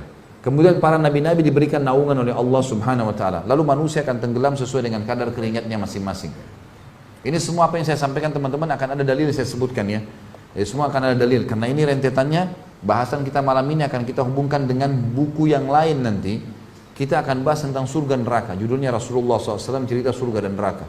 Nanti akan saya bawakan bukunya insya Allah, itu akan kita pelajari untuk melengkapkan bahasan kita. Karena Syekh Abu Bakar rahimahullah menjelaskan di sini hanya secara global tentang kiamat itu benar terjadi. Lalu itu di pasal ke-10, pasal ke-11 tentang surga dan neraka, tentang kuburan, nikmat dan siksa kubur. Hanya itu saja. Setelahnya langsung pindah ke masalah bahasan lain. Sudah tidak masuk lagi ke masalah kiamat, padahal masih ada rangkaian surga dan neraka. Makanya kita datangkan buku lain pelengkapnya. Nanti insya Allah saya akan perlihatkan. Baik. Setelah itu teman-teman sekalian, semua manusia akan tenggelam sesuai dengan kadar keringatnya. Dan di buku itu nanti akan panjang lebar dari dalilnya semua. Riwayat-riwayatnya, hadisnya lebih panjang daripada apa yang kita bahas sekarang. Kemudian pada saat itu manusia karena jenuh, maka ada di antara mereka yang datang kepada Adam alaihissalam. Dan mereka mengatakan, wahai Adam, engkau ayah kami, engkau manusia pertama diciptakan. Lalu dipuji-pujilah Adam alaihissalam. Lalu mereka mengatakan, mintalah kepada Allah agar Allah datang mengadili kami. Karena Allah waktu itu lagi marah, murka, sebagaimana akan disebutkan nanti. Kan? Kata, datanglah agar Allah datang menghakimi kami ke surga atau ke neraka. Karena jenuhnya manusia pada saat itu, maka mereka berharap ke neraka pun dia, padahal neraka mereka belum tahu, lebih pedih daripada itu. Maka Adam alaihissalam berkata, saya tidak mampu, saya tidak bisa. Karena hari ini Tuhanku murka, belum pernah murka sebelumnya. Dari dosa-dosanya, banyaknya dosa-dosa yang terjadi, gitu kan? Maka saya tidak bisa memberikan apa-apa, nafsi diriku sendiri, pergilah kepada Idris, Nabi yang kedua, datang kepada Idris. Idris mengatakan juga sama, nafsi saya nggak bisa, pergilah kepada Hud, kepada Saleh, kepada Syuaib dan seterusnya, sampai tiba kepada Isa alaihissalam. Dan hampir semua Nabi ini menyebutkan kesalahan yang pernah terjadi. Lalu mereka mengatakan, saya tidak berani, cobalah ke fulan, sampai akhirnya tiba ke Isa alaihissalam. Dan kata Nabi SAW, Isa tidak menyebutkan kesalahannya alaihissalam, dan kemudian dia pun mengatakan, cobalah ke Muhammad. Dan beliau mengatakan, apakah kalian tahu nanti bagaimana orang hari kiamat mengetahui, mengenalku siapa aku, sehingga aku adalah pimpinan anak Adam. Maka para sahabat diam. Kata Nabi SAW, seperti inilah Mereka akan datang kepadaku nanti dan mereka akan mengatakan, wahai Muhammad. Dan waktu itu suara orang terdengar seluruh mahsyar. Dengan kuasa Allah, orang semua akan dengar di mahsyar. Walaupun tidak ada mic, tidak ada apa, semua terdengar dengan kuasa Allah. Maka mereka mengatakan, wahai Muhammad, engkaulah Nabi terakhir. Dengan mula risalah ditutup kenabian dan engkau diutus untuk seluruh alam semesta. Jadi semua manusia yang belum pernah ketemu beliau pun mendengar, oh ternyata ini orangnya nih. Nabi Muhammad SAW, Nabi terakhir ini nih orangnya. Gitu kan? Maka mereka muji-muji lalu mereka mengatakan, hai Muhammad, mintalah kepada Allah ya, agar datang menghakimi kami. Kata Nabi SAW, ana lahu, saya pemiliknya, saya pemiliknya. Lalu saya pun menuju ke singgasananya Allah, ke arsy-Nya Allah, kemudian saya sujud ya. Dan Allah yang maha tinggi dan maha pemurah Azza wa Jal membukakan kepadaku puji-pujian hamd ya, yang tidak pernah dibukakan untuk orang sebelumnya, sebelum aku. Lalu aku pun sujud, Allahu a'lam berapa lama, kata Nabi SAW. Beliau sendiri tidak tahu. Beliau cuma mengatakan aku sujud sampai terdengar Allah Azza wa Jal berkata, ya Muhammad irfa' ra'sak washfa' tushfa'. Hai Muhammad, angkat kepalamu, berikanlah syafaat, kau akan diterima syafaatmu. Maka Nabi SAW di situ mengeluarkan dua syafaat. Syafaat amma, syafaat khassa. Syafaat amma ini syafaat umum. Agar Allah datang, syafaat artinya pertolongan ya. Pertolongan umum untuk semua manusia, makhluk, agar Allah datang mengadili. Syafaat yang khusus diberikan untuk orang beriman. Dan pada hari kiamat teman-teman semua dibangkitkan. Dari manusia, dari jin, dari hewan-hewan, dari tumbuh-tumbuhan, dari batu. Apa semua dikeluarkan sama Allah kembali. Dari mana dalilnya? Hadis tentang masalah sholat. Yang kata Nabi SAW, kalau seorang di antara kalian sholat di sebuah tempat, maka akan jadi saksi hari kiamat. Ini ulama mengatakan bukti bahwasanya akan keluar, dibangkitkan, dikeluarkan oleh Allah SWT. Kemudian ada hadis Nabi SAW juga yang berbunyi, disebutkan juga oleh Ibnu Katsir dalam tafsirnya tentang masalah ini. Nanti Allah SWT akan membangkitkan hewan-hewan dan Allah akan menghakimi dua domba yang saling tanduk. Kenapa yang satu menanduk yang lainnya? Dengan kemahaadilannya gitu kan. Tapi tentu teman-teman tidak usah ditanya hewan-hewan nanti kemana, Allahu alam, nggak ada dalilnya. Yang penting antum selamat. Nggak usah tanya macam-macam gitu kan. Itu intinya. Tapi memang ada hadis menjelaskan ada unta yang menanduk, ditanya oleh Allah kenapa dia menanduk gitu kan. Saking keadilan Allah SWT menyebar di mana-mana. Baik. Kemudian pada saat itu Allah SWT menghakimilah manusia. Didatangkanlah timbangan, dan timbangan ini memiliki lisan. Di dalam hadis dikatakan memiliki lisan yang akan memuji orang beriman dan akan menghardik orang-orang yang kafir, gitu kan. Ditimbanglah amal, dan timbangan tersebut datang dengan neraca keadilan. Neraca keadilan tidak akan pernah bisa menimbang, tidak akan menimbang kecuali amal. Sampai-sampai kata Nabi SAW akan datang seseorang yang badannya besar. Bayangkan kalau tinggi kita pada saat itu 60 siku ke langit. 27,5 meter. Dan Adam alaihissalam itu tingginya 27,5 meter, lebarnya itu 7 meter kurang lebih. Itu luar biasa. Semua manusia akan begitu, laki-laki. Ada seseorang kata Nabi SAW badannya besar, loncat ke timbangan amalnya untuk memberatkan, dan tidak bertambah sedikit pun. Dan tambah cuma amal solehnya. Tidak ada gunanya dia loncat, itu pun tidak akan bermanfaat. Ditimbanglah amal tersebut. Orang-orang yang memang lolos adalah orang-orang yang disendirikan oleh Allah Subhanahu wa taala. Kemudian orang-orang yang masuk neraka juga dimasukkan neraka, tinggal ditimbang adalah orang-orang yang beriman yang punya dosa. Baik, sementara tunggu di mahsyar tadi ada yang saya lupa, ada 7 golongan yang dinaungi oleh Allah pada saat itu, tidak kena panasnya matahari. Yang pertama imam yang adil, ya, pemimpin yang adil. Ini selalu berbuat baik. Banyak ulama mengatakan di antaranya contoh Umar bin Khattab, ya, Abu Bakar, Utsman, Ali dan seterusnya yang datang setelah mereka memiliki keadilan. Sampai hari kiamat berlaku tentunya siapapun orang muslim yang memiliki keadilan dalam pemimpin. Yang kedua adalah seseorang yang hatinya terikat dengan masjid. Kata sebagian ulama hadis yang dimaksud adalah antara azan dan azan. Dia sibuk dengan itu. Azan ke masjid, pokoknya terikat diri dengan masjid. Rajulun mu'allaqun qalbu bil masajid namanya.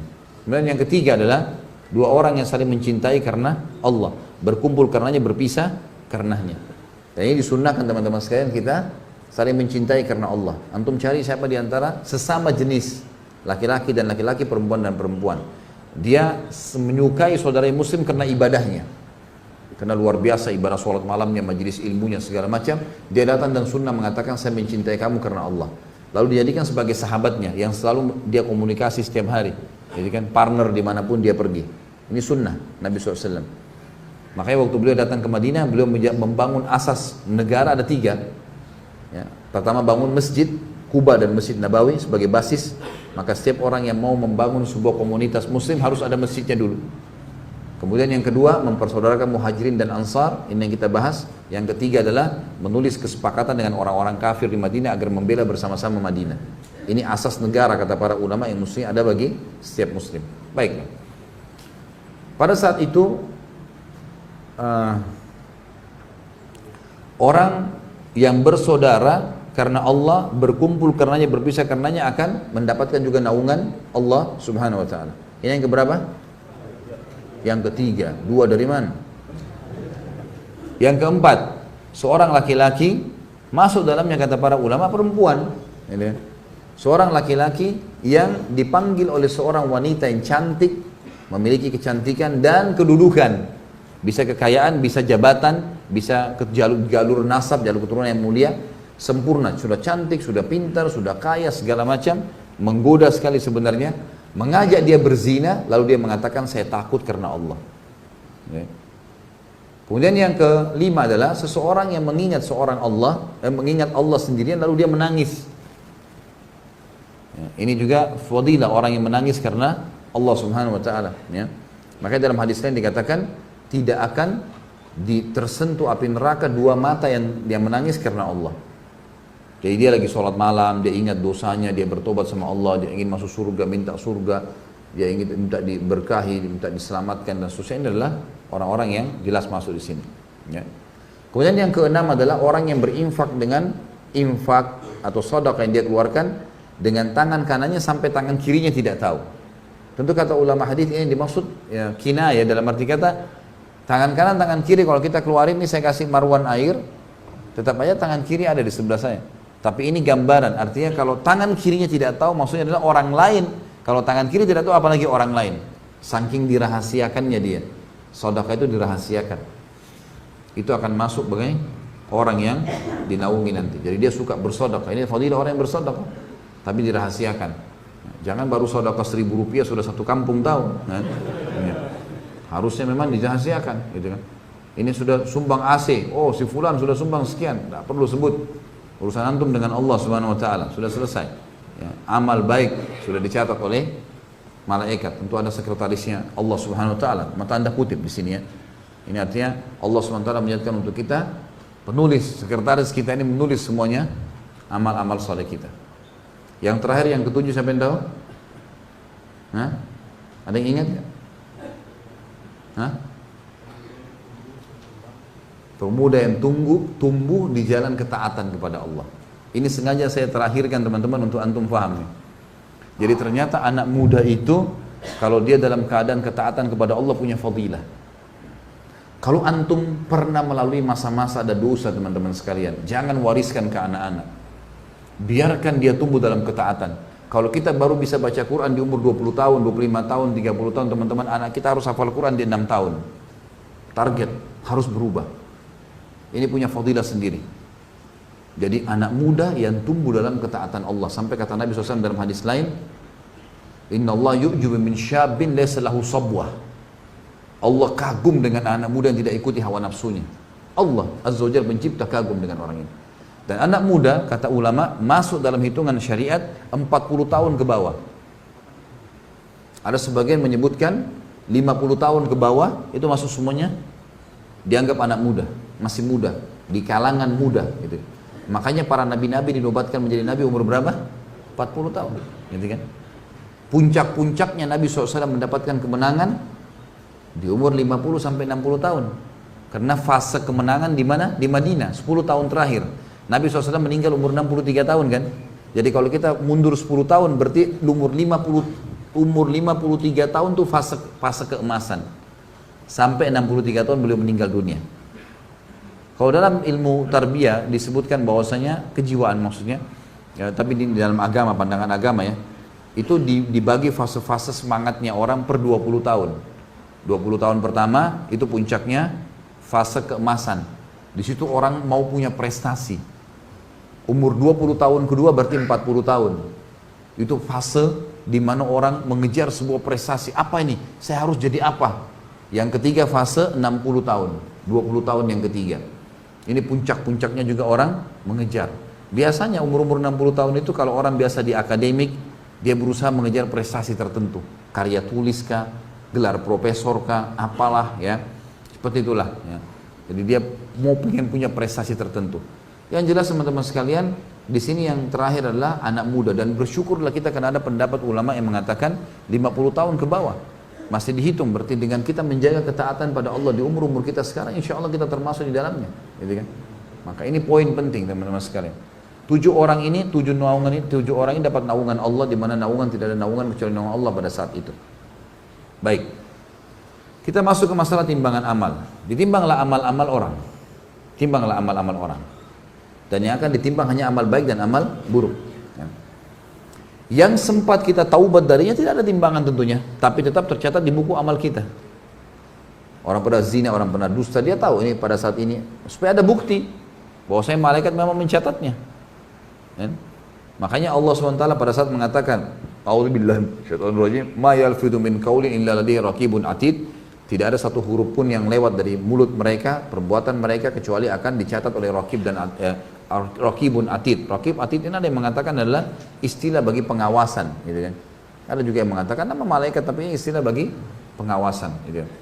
Baik, ini menandakan bahwasanya semua akan tercatat, semua akan tercatat. Tapi yang ditimbang nanti sebagai dosa adalah yang tidak sempat dia taubat. Makanya Nabi SAW mengatakan, saya bertobat kepada Allah sehari 70 sampai 100 kali.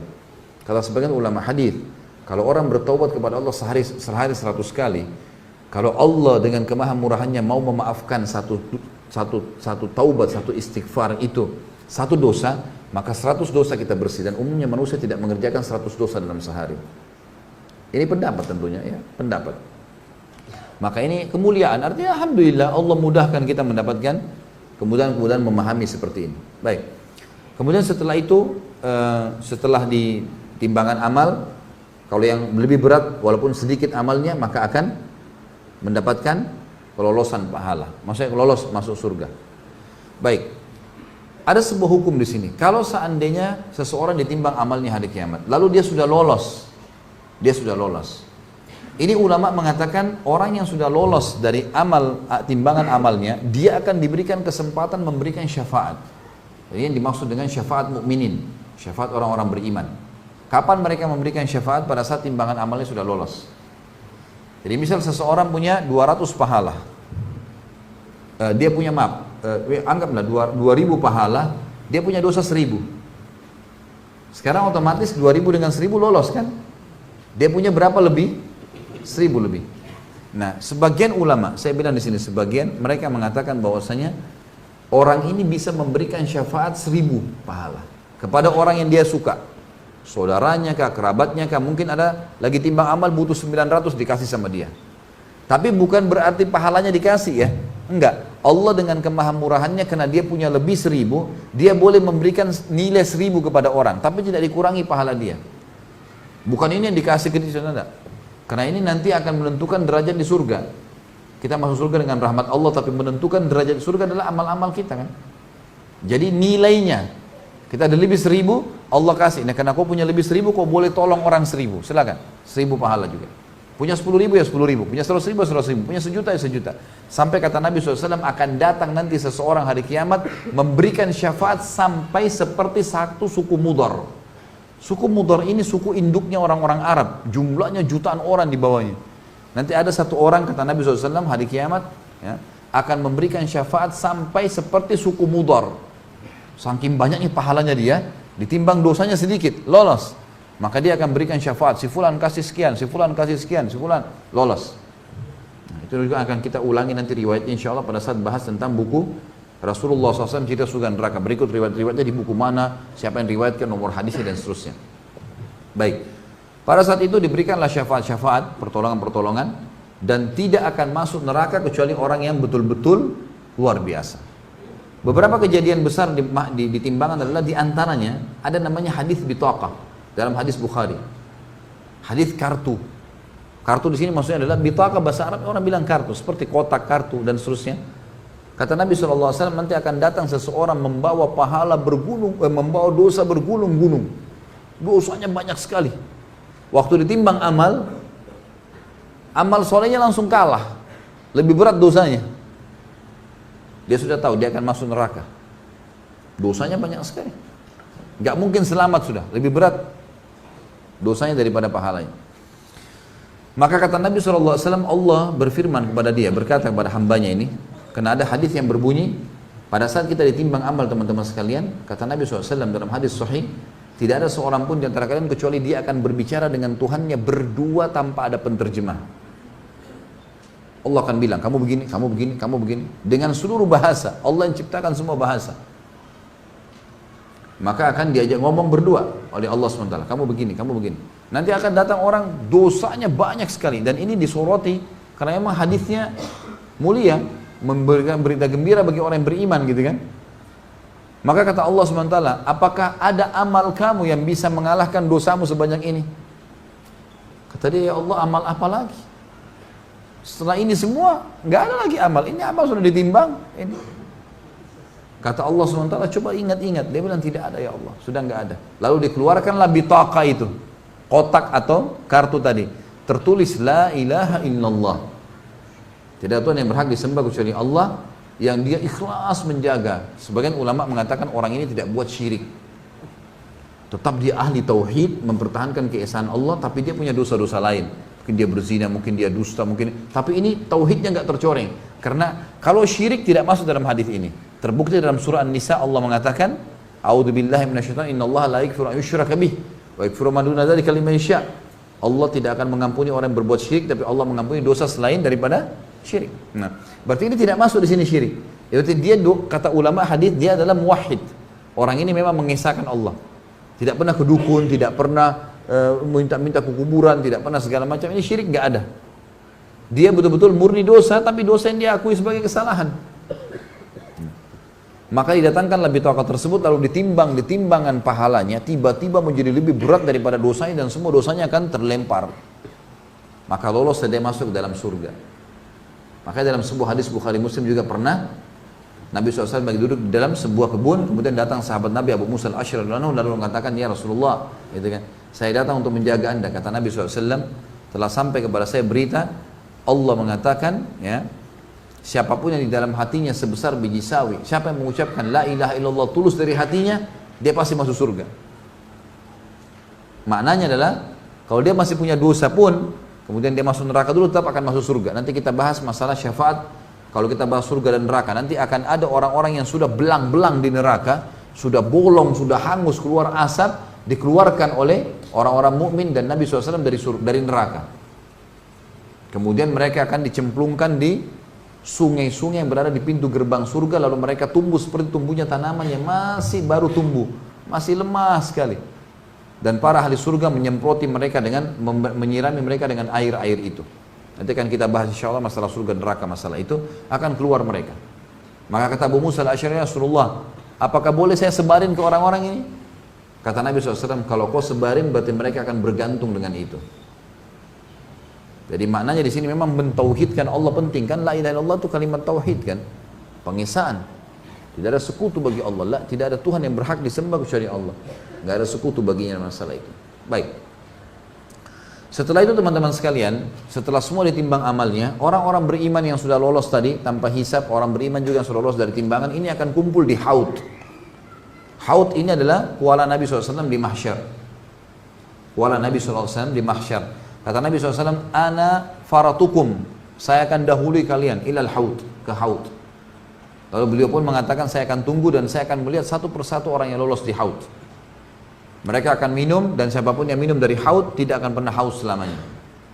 Yang tidak minum di situ hanya orang kafir, musyrik, orang munafik, dan orang-orang yang dasarnya mukmin tapi banyak dosanya, masuk neraka dulu karena dosanya lebih berat daripada amal solehnya. Maka ini akan pergi. Tentu ada juga orang-orang yang buruk nanti di timbangan amal ya. Orang yang banyak pahalanya, ada sholatnya, ada puasanya, ada zakatnya, ada ini, tapi dia buruk hubungan dengan manusia. Pernah caci maki orang ini, pernah menghina orang ini, pernah mengambil haknya orang ini, tidak pernah minta maaf. Maka orang-orang ini nanti akan datang, kata Nabi SAW, orang yang bangkrut. Apa kalian tahu siapa orang yang bangkrut? Kata para sahabat, ya Rasulullah, yang dirham dinarnya habis. Kata Nabi SAW tidak. Bangkrut adalah orang yang datang hari kiamat membawa pahala sholat, zakat, puasa, haji, tapi sisi lain pernah caci maki orang ini, pernah pukul orang itu, pernah mengambil haknya orang ini, dan mereka meminta kepada Allah di hari kiamat di timbangan. Ya Allah, orang ini begini, diambilin. Ya Allah, orang ini begini, didatangin semua. Ini dengan keadilan, nggak ada yang bisa tersembunyi, nggak ada sogok-sogokan. Semua kena pada saat itu. Kalau habis pahalanya karena orang nuntut, masih ada yang nuntut, diambil dosa-dosa orang yang menuntut diberikan kepada dia. Maka itu adalah orang yang bangkrut sebenarnya. Karena habis semua pahalanya, kemudian juga dosa-dosa orang lain dipikul sama dia. Makanya teman-teman gini, saya berikan antum sebuah teori menerima transfer gratis pahala. Nah, bagaimana caranya? Kalau antum lagi lewat, lagi jalan dalam kehidupan ini teman-teman sekalian, lalu ada yang caci maki, ada yang hina, ada yang apalah antum, tenang aja. Kalau dia lagi ngomong, antum lihat mukanya, alhamdulillah, pahalanya pindah semua. Kata Nabi SAW, kalau dua orang, yang satu sedang mencaci, ya, maka akan terus mendapatkan dosa yang mencaci maki, gitu ya, sampai rivalnya melawannya. Kalau rivalnya melawan, baru sama-sama dapat dosa. Kalau enggak, yang satu yang diam dapat pahala. Jadi nggak usah dibalas orang fitnah, orang caci maki, orang buat macam-macam. Sudahlah, tenang. Yang penting antum di jalan Allah. Nggak usah pedulikan. Nggak ada sesuatu yang rugi kok. Orang mau ngomong apapun biarin. Nggak usah pusing. Yang penting kita benar, gitu kan? Itu prinsip dasar. Harus digarisbawahi poin itu teman-teman sekalian. Jangan balas kebodohan dengan kebodohan. Tidak ada gunanya. Balas kebodohan dengan kepintaran. Balas kejahatan dengan kebaikan. Balas keterpurukan akhlak dengan kebijaksanaan. Jangan dibalas sama. Sekarang kalau dua orang bertengkar teman-teman sekalian, dua-duanya marah. Dua-dua jelek kan? Mukanya dua-dua jelek, kata-katanya jelek, perilakunya jelek. Apa yang membedakan? Kalau yang satu marah-marah, yang satu diam. Baru orang tahu dari jauh, oh iya ya, ini yang buruk, ini orang baik. Orang tahu, gitu kan? Di situ udah diuji, kesabaran antum, sabar. Jadi kita harus bisa paham masalah itu. Orang mukmin tidak akan terganggu dengan masalah-masalah dunia ini. Dia tahu kita akan menuju ke sana, ya. Jadi bisa terima transfer gratis tuh. Itu luar biasa. Sampai pernah Aisyah radhiyallahu anha ditanya dalam sebuah riwayat Bukhari. Waktu itu kan Aisyah hidup sampai di zaman Ali bin Abi Thalib radhiyallahu anhu majma'in. Di zaman Utsman bin Affan mulai Abdullah bin Sabah sebarin fitnah Syiah, gitu kan. Masalah Abu Bakar dan Umar merebut khilafahnya Ali. Ini. Ditanya Aisyah radhiyallahu anha, apa pendapat Anda tentang perkataan orang-orang kepada Abu Bakar dan Umar ini? Caci maki segala macam. Kata Aisyah, mereka, maksudnya Abu Bakar sama Umar, kaum dan para sahabat Nabi yang lain, yang Allah suruh kita mendoakan mereka, radhiyallahu anhum wa radu'an. Tapi orang-orang ini malah mencacinya, berarti sudah bentrok dengan Allah yang maha tinggi, gitu kan? Dan saya tidak melihat, kata Aisyah, kecuali Allah menginginkan pahala yang besar buat mereka. Karena orang-orang caci maki ini ketemu hari kiamat. Kira-kira kalau antum yang sudah caci maki Abu Bakar sama Umar ketemu dengan Abu Bakar sama Umar di hari kiamat, siapa yang menang?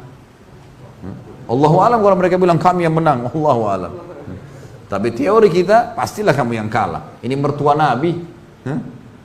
Ini orang yang berjuang waktu awal masuk Islam. Kamu masuk Islam tahun berapa? Ini orang yang mengikuti semua peperangan Nabi SAW. Kamu cuma bisa baca di buku sejarahnya. Ini ikut dengan darahnya, tumpah, baik angkat pedang, takbir. Ini orang yang anaknya menikah dengan Nabi SAW. Mulia, yang disebutkan dalam Al-Quran tentang kesahibannya, ya, persahabatnya dengan Nabi SAW. Idhuma fil ghar, idh yaqul li sahibihi. Waktu ingatlah waktu Muhammad SAW mengucapkan bahwasanya dia berkata pada sahibnya, sahabatnya. Kata para ulama, satu-satunya disebutkan dalam Al-Quran persahabatannya Abu Bakar radhiyallahu anhu. Dan banyak fadilah yang lain, ya, banyak fadilah yang lain. Waktu Nabi SAW mau meninggal, semua ruangan-ruangan, rumah-rumah sahabat yang melengket di masjid disuruh bongkar, kecuali khawhanya Abu Bakar, rumahnya Abu Bakar. Dan sampai sekarang di pinggir masjid itu, dekat Babus Salam, itu kalau antum lihat ada 3 pintu kembar, itu dulu itu ditulis khawha Abu Bakar. Itu rumahnya Abu Bakar radhiyallahu anhu dulu. Sampai sekarang masih wakaf masjid, masuk bersama masjid Nabi SAW. Itu fadilah yang besar, nggak semua orang bisa dapatkan. Ini datang caci maki, siapa kamu mau caci maki? Ini kok aneh sekali. Dan apa manfaatnya? Orang kita caci maki teman kita saja bisa ketemu hari kiamat, bisa habis pahala kita. Ini mau caci maki sahabat Nabi. Hah? Gimana modelnya nih? Baiklah, itu urusan mereka, semoga Allah kasih hidayah. Yang penting teman-teman sekalian, kita lanjutkan. Pada saat sudah selesai timbangan amal semua, ketemulah orang-orang beriman di haud, dan mereka akan minum di haud Nabi SAW. Ya. Selesai itu, maka terjadilah penutupan bahasan kita adalah masalah orang akan melewatin sirat. Dibentangkanlah sirat di atas neraka. Dibentangkan sirat di atas neraka. Dan sirat ini kata Nabi SAW, ya, sejauh pandang memata, sejauh mata memandang, dan juga sangat gelap. Dan di dalam di sirat itu licin, gelap, dan ada pisau-pisau tajam yang menyabit-nyabit orang-orang yang lewat di atasnya. Lalu Nabi SAW sebutkan beberapa orang yang lewat di situ. Kata Nabi SAW, orang yang pertama melewati sirat adalah orang yang lewat seperti cahaya bulan purnama, dan secepat kilat mereka terbang sana. Ini insya Allah mudah-mudahan kita termasuk dalamnya. Tentu dengan kemahamurahannya Allah. Kalau amal kita luar biasa, tidak bisa sama sekali. Apa yang kita sudah kerjakan, Allahu alam juga kalau sudah diterima, gitu kan. Baiklah. Kemudian akan datang golongan kedua seperti orang menunggangi kuda, kecepatan kuda. Kemudian ketiga seperti orang yang berlari. Kemudian yang keempat orang yang berjalan cepat, gitu kan. Yang kelima nanti akan ada orang di atas sirat, ya, di atas sirat yang akan jalan, tetapi tubuh mereka tercabit-cabit. Tapi mereka lolos. Apa sebabnya tubuhnya tercabit-cabit dengan duri-duri atau seperti tadi pedang yang tajam itu? Nanti akan kita sebutkan semua riwayatnya pada saat bahas masalah neraka dan surga, insya Allah. Itu karena mereka waktu ditimbang amalnya, dosanya lebih berat dari pahalanya. Tetapi karena adanya syafaat orang-orang beriman, lolos dia. Kalau tidak ada syafaat tadi masuk neraka kan? Nah, ini penyebab nanti di sirat itu kena pisau. Mereka tercabit-cabit berdarah, tapi lolos.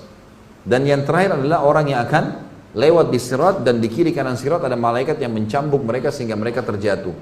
Mereka harus lewat neraka dulu. Ini juga akan panjang lebar kita sebutkan riwayat-riwayatnya tentunya. Baik, kemudian setelah itu loloslah orang yang lolos sampai di kantorah. Dan ini kita akan lanjutkan insyaallah pertemuan akan datang nanti. Pasal ke-11 kita kembali dulu review ke masalah mati, dan akan ada azab dan nikmat kubur, dan kita akan katakan bukti-buktinya tentang masalah itu. Berikut juga nanti mudah-mudahan ya, kalau saya masih temukan di rumah saya ada buku judulnya 559 Kisah Alam Barzah. Ini semua saya anjurkan ikhwah dan akhwat untuk beli. Tulisan Ibnu Rajab rahimahullah, sudah lama sekali buku ini. Dan ini buku sudah terima bahasa Indonesia. Bagus sekali, kisah-kisah nyata alam barzah. Kisah tentang orang-orang beriman. Ada ratusan kisah orang beriman di situ yang kuburannya terbuka, jasadnya ditemukan masih utuh lah, keluarkan bau wangi lah, ada bunga mawar di dadahnya lah, dan kisah-kisah nyata. Dan itu dinukil dengan riwayat-riwayat. Begitu juga dengan kisah orang-orang yang ditemukan di kuburan dalam kondisi yang mengenaskan, ya terbakar dan seterusnya, ini akan disebutkan juga di situ. Ini akan kita bahas, baru kemudian kita masuk ke masalah surga dan neraka insya Allah. Karena memang susunan buku kita begitu ya. Yang penting antum sudah tahu urutannya tadi. Baik, izinkan saya membaca teman-teman sekalian dalil-dalil akli di sini supaya kita tutup bahasan kita di pasal ke-10.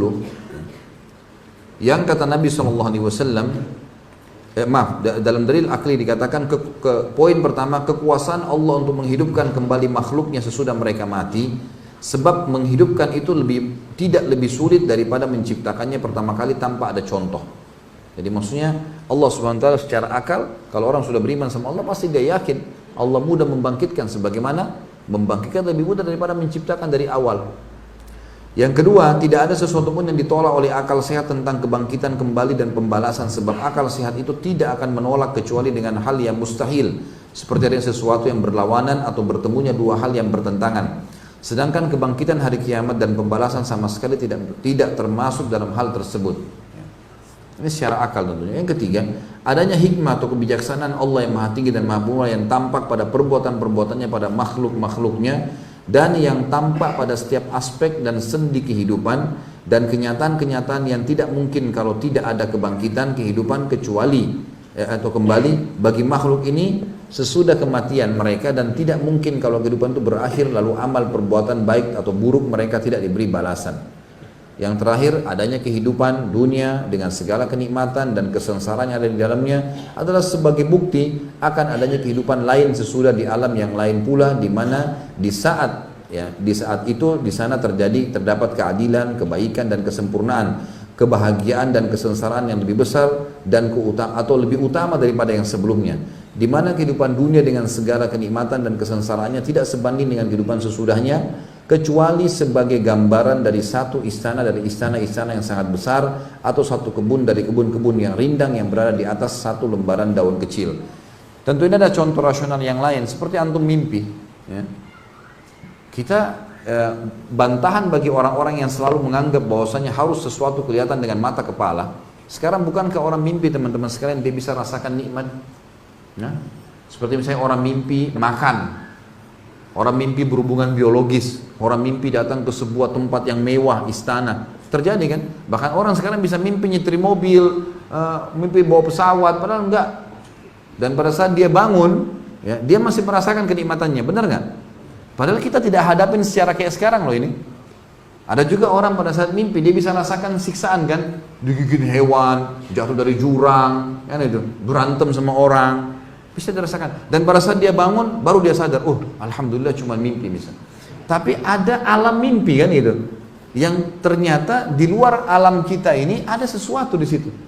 Makanya kata Nabi SAW dalam hadis yang mulia, pada saat ada beberapa sahabat yang mati syahid di perang Khaybar, beliau mengatakan, demi zat yang jiwa Muhammad dalam genggamannya, sungguh surga bagi kalian, seseorang dari kalian, lebih dekat daripada tali sendalnya. Dan demi zat yang jiwa Muhammad dalam genggamannya, neraka lebih dekat daripada sendal seorang di antara kalian. Sekarang teman-teman sekalian, teori secara syar'i, kita sekarang begini, beristiqomah saja di sini. Sholat pada waktunya, kerjakan semua perintah yang halal, yang diperintahkan wajib atau sunnah, paksakan diri di situ. Nikmatin yang halal, tinggalkan yang haram dan yang makruh, meninggal pasti demi Allah masuk surga. Dan surga itu bukan dongeng, nanti akan kita ceritakan teman-teman sekalian. Ini bukan dongeng, tapi sesuatu fakta yang memang kita harus yakini, rukun iman kita itu. Ini kan yang sedang kita bahas, masalah kematian, azab, nikmat, kubur, kemudian pembangkitan mahsyar, dari tanda-tanda kiamat, pembangkitan mahsyar, masuk surga, neraka. Ini rentetan rukun iman kita loh. Sebagaimana kita harus iman kepada Allah ada, malaikat ada, kitab-kitab ada, rasul-rasul ada, hari kemudian. Ini akan kita bahas semuanya. Maka ini berarti bukan cuma sekedar berita, dongeng, tapi informasi yang pasti terjadi.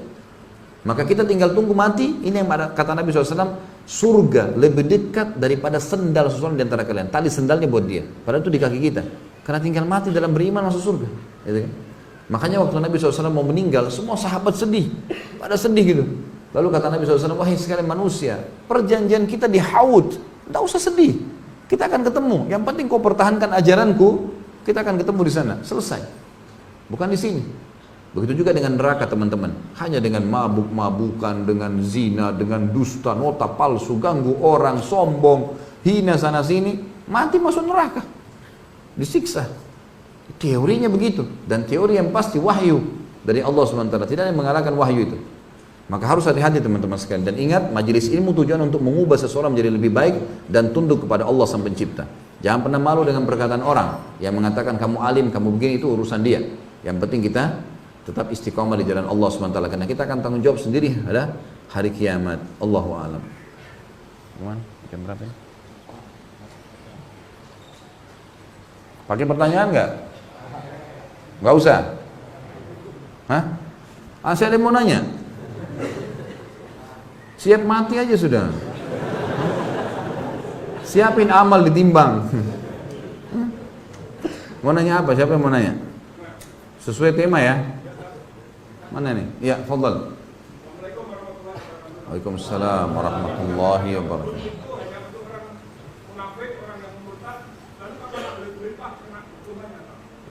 Itu nanti kalau bid'ah dilihat bid'ah mukaffirah atau bukan mukaffirah. Bid'ah ini kan ada dua ya, ada yang mukaffirah yang sampai membuat orang kafir. Termasuk dalamnya adalah orang-orang yang menyembah berhala. Karena kan di zaman Nabi SAW ini, apa yang beliau tidak contohkan, kayak orang minta-minta di kuburan, ngambil tanahnya dianggap berkah, Nabi SAW tidak pernah contohkan. Dan itu perbuatan syirik kan, menganggap benda mati bisa memberikan manfaat kepada dia. Maka ini namanya bid'ah mukaffirah. Kalau ini yang dia lakukan, ini berbahaya buat dia. Kalau dia tidak sempat taubat sebelum meninggal, kembali, ini bisa masuk dalam golongan ahli neraka, gitu kan? Tapi kalau bid'ahnya bukan mukaffirah, bukan bid'ah yang sampai mukaffirah, masuk dalam dosa-dosa besar. Bid'ah yang dibuat-buat tapi tidak sampai kepada kesyirikan dan kekufuran, maka ini namanya bid'ah yang tidak mukaffirah. Ini termasuk dosa besar, ditimbang dengan amal-amal dosanya yang lain. Ditimbangan amal nanti. Dia masuk dalam timbangan. Kalau memang itu akan memberatkan dosanya, mengalahkan amal-amal solehnya, ya sudah. Dia akan masuk ke neraka dulu. Ya. Allahu a'lam, begitu Pak. Ada lagi? Ya. Assalamualaikum.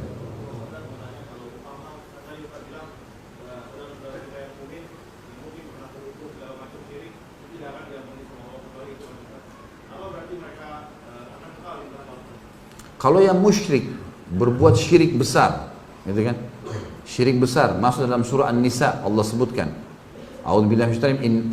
Innallaha la yaghfiru an yushraka bihi wa yaghfiru ma duna dzalika liman yasha. Yang artinya Allah tidak akan memaafkan, maksudnya di timbangan amal pada hari kiamat orang yang berbuat syirik dan Allah masih memaafkan selain daripada itu. Dan syirik ada dua, syirik besar dan syirik kecil. Kalau syirik besar seperti menyembelih di kuburan untuk selain Allah, gitu kan? Menyembah, minta-minta doa kepada benda-benda mati, bukan kuburan, ya. Ini semua adalah merupakan syirik besar, dan ini harus taubat nasuha, harus taubat, memperbaiki, ya. Boleh lagi dia bergantung pada makhluk, ya, pada benda. Umar bin Khattab pernah menebang pohon yang dikenal dengan pohon Bai'atur Ridwan, ya. Jadi waktu Nabi SAW sedang di Hudaybiyah, kesepakatan Hudaybiyah, itu kan sempat Utsman bin Affan diutus oleh Nabi SAW masuk ke Mekah untuk negosiasi sama Abu Sufyan, karena Utsman dari suku Umayyah, Abu Sufyan juga Umayyah. Nego nih supaya ini kita mau umroh kok ditahan. Ternyata di dalam Mekah Utsman ditahan radhiyallahu anhu. Maka Nabi SAW mengambil baiat, Nabi dikenal dengan baiat Ridwan, ya. Jadi Nabi SAW berdiri di bawah sebuah pohon di situ di Hudaybiyah. Kemudian beliau mengambil baiat. Baiat itu kesepakatan setia. 1398 orang sahabat, gitu kan? Ada satu orang munafik nggak ikut. Waktu dibaiat oleh Nabi SAW, dia sembunyi di antara untahnya. Mereka jumlahnya 1400 orang sama Nabi SAW. Dikurangi satu orang munafik 1399. Maka sahabat-sahabat yang membaiat Nabi SAW 1398. Sebenarnya 1397 Utsman tidak ikut, tapi Nabi SAW waktu itu tahu Utsman ditahan di Mekah, maka beliau pun mengambil baiat. Sekarang saatnya kita kalau ada apa-apa Utsman tidak dikembalikan, kita serang Mekah nih. Serang Mekah, gitu kan? Terjadi peperangan. Dibaiatlah satu-satu. Ya Rasulullah, saya akan setia dengan Anda, ya, saya akan setia dengan Anda di dunia dan di akhirat, gitu. Saya akan setia dengan Anda. Maksudnya setia dengan Anda di dunia untuk hidup dan mati. Dibaiat semuanya. Setelah baiat kata Nabi SAW, di bawah pohon itu, kalian semuanya akan masuk surga. Dijamin. Makanya ulama mengatakan sahabat yang paling afdal khulafaur rasyidin. Kemudian dari Abu Bakar, Umar, Utsman, Ali radhiyallahu anhum. Kemudian datang setelahnya ahli Badar, datang setelahnya ashab baiat Ridwan. Orang-orang yang di bawah pohon ini, 1398 orang nih. Nah semuanya ini kata Nabi SAW kalian akan masuk surga kecuali pemilik unta merah. Ada orang munafik yang tidak mau baiat, sembunyi-sembunyi di belakang unta, gitu kan? Nabi SAW tahu kecuali orang ini nggak masuk surga nih. Gitu. Nah orang-orang ini yang mengikuti baiat Ridwan, waktu mereka bubar, Nabi SAW tidak pernah lagi kembali ke pohon itu atau suruh sahabat datangin, gitu kan? Karena dianggap itu baiat yang suci, di bawahnya dijamin 1300 lebih sahabat masuk surga. Di zaman Umar bin Khattab jadi khalifah, rupanya pohon ini mulai didatangi, orang sholat di situ, mulai gantung-gantung pedangnya. Apa yang Umar lakukan? Umar tebang pohon itu. Sama Umar ditebang pohon itu. Gitu kan? Nggak ada yang pungkiri, nggak ada yang bicara apa-apa. Umar bin Khattab tebang, karena Umar tahu ini akan jadi kemusyrikan. Sekarang gantung pedang, nanti dicungkil, nanti dijadikan jimat, nanti disembah, nanti seterusnya. Jadi itu banyak orang melakukan syirik besar, gitu kan? Orang tidak tahu. Nah, sekarang banyak nggak kuburan di Indonesia yang hampir setiap hari didatangkan mobil-mobil trail besar bawa tanah di situ. Karena tanahnya dijual, dianggap berkah, diambil. Bahkan ada seorang ikhwan mengatakan kepada saya, dijual Ustaz segumpal tanah itu 75.000. Ya ini apa ini? Kenapa harus begini? Untung kuburan Nabi SAW dijaga, kalau enggak sudah habis tanahnya mereka ambil. Loh ya benar kan? Karena dianggap kalau kiainya, ustadznya bisa begitu, bagaimana dengan Nabi SAW? Pasti lebih aneh. Tidak ada perintah ambil tanah, ini bahaya, menganggap tanah bisa memberikan manfaat kepada dia. Ini tidak boleh, ini syirik besar, ini bahaya.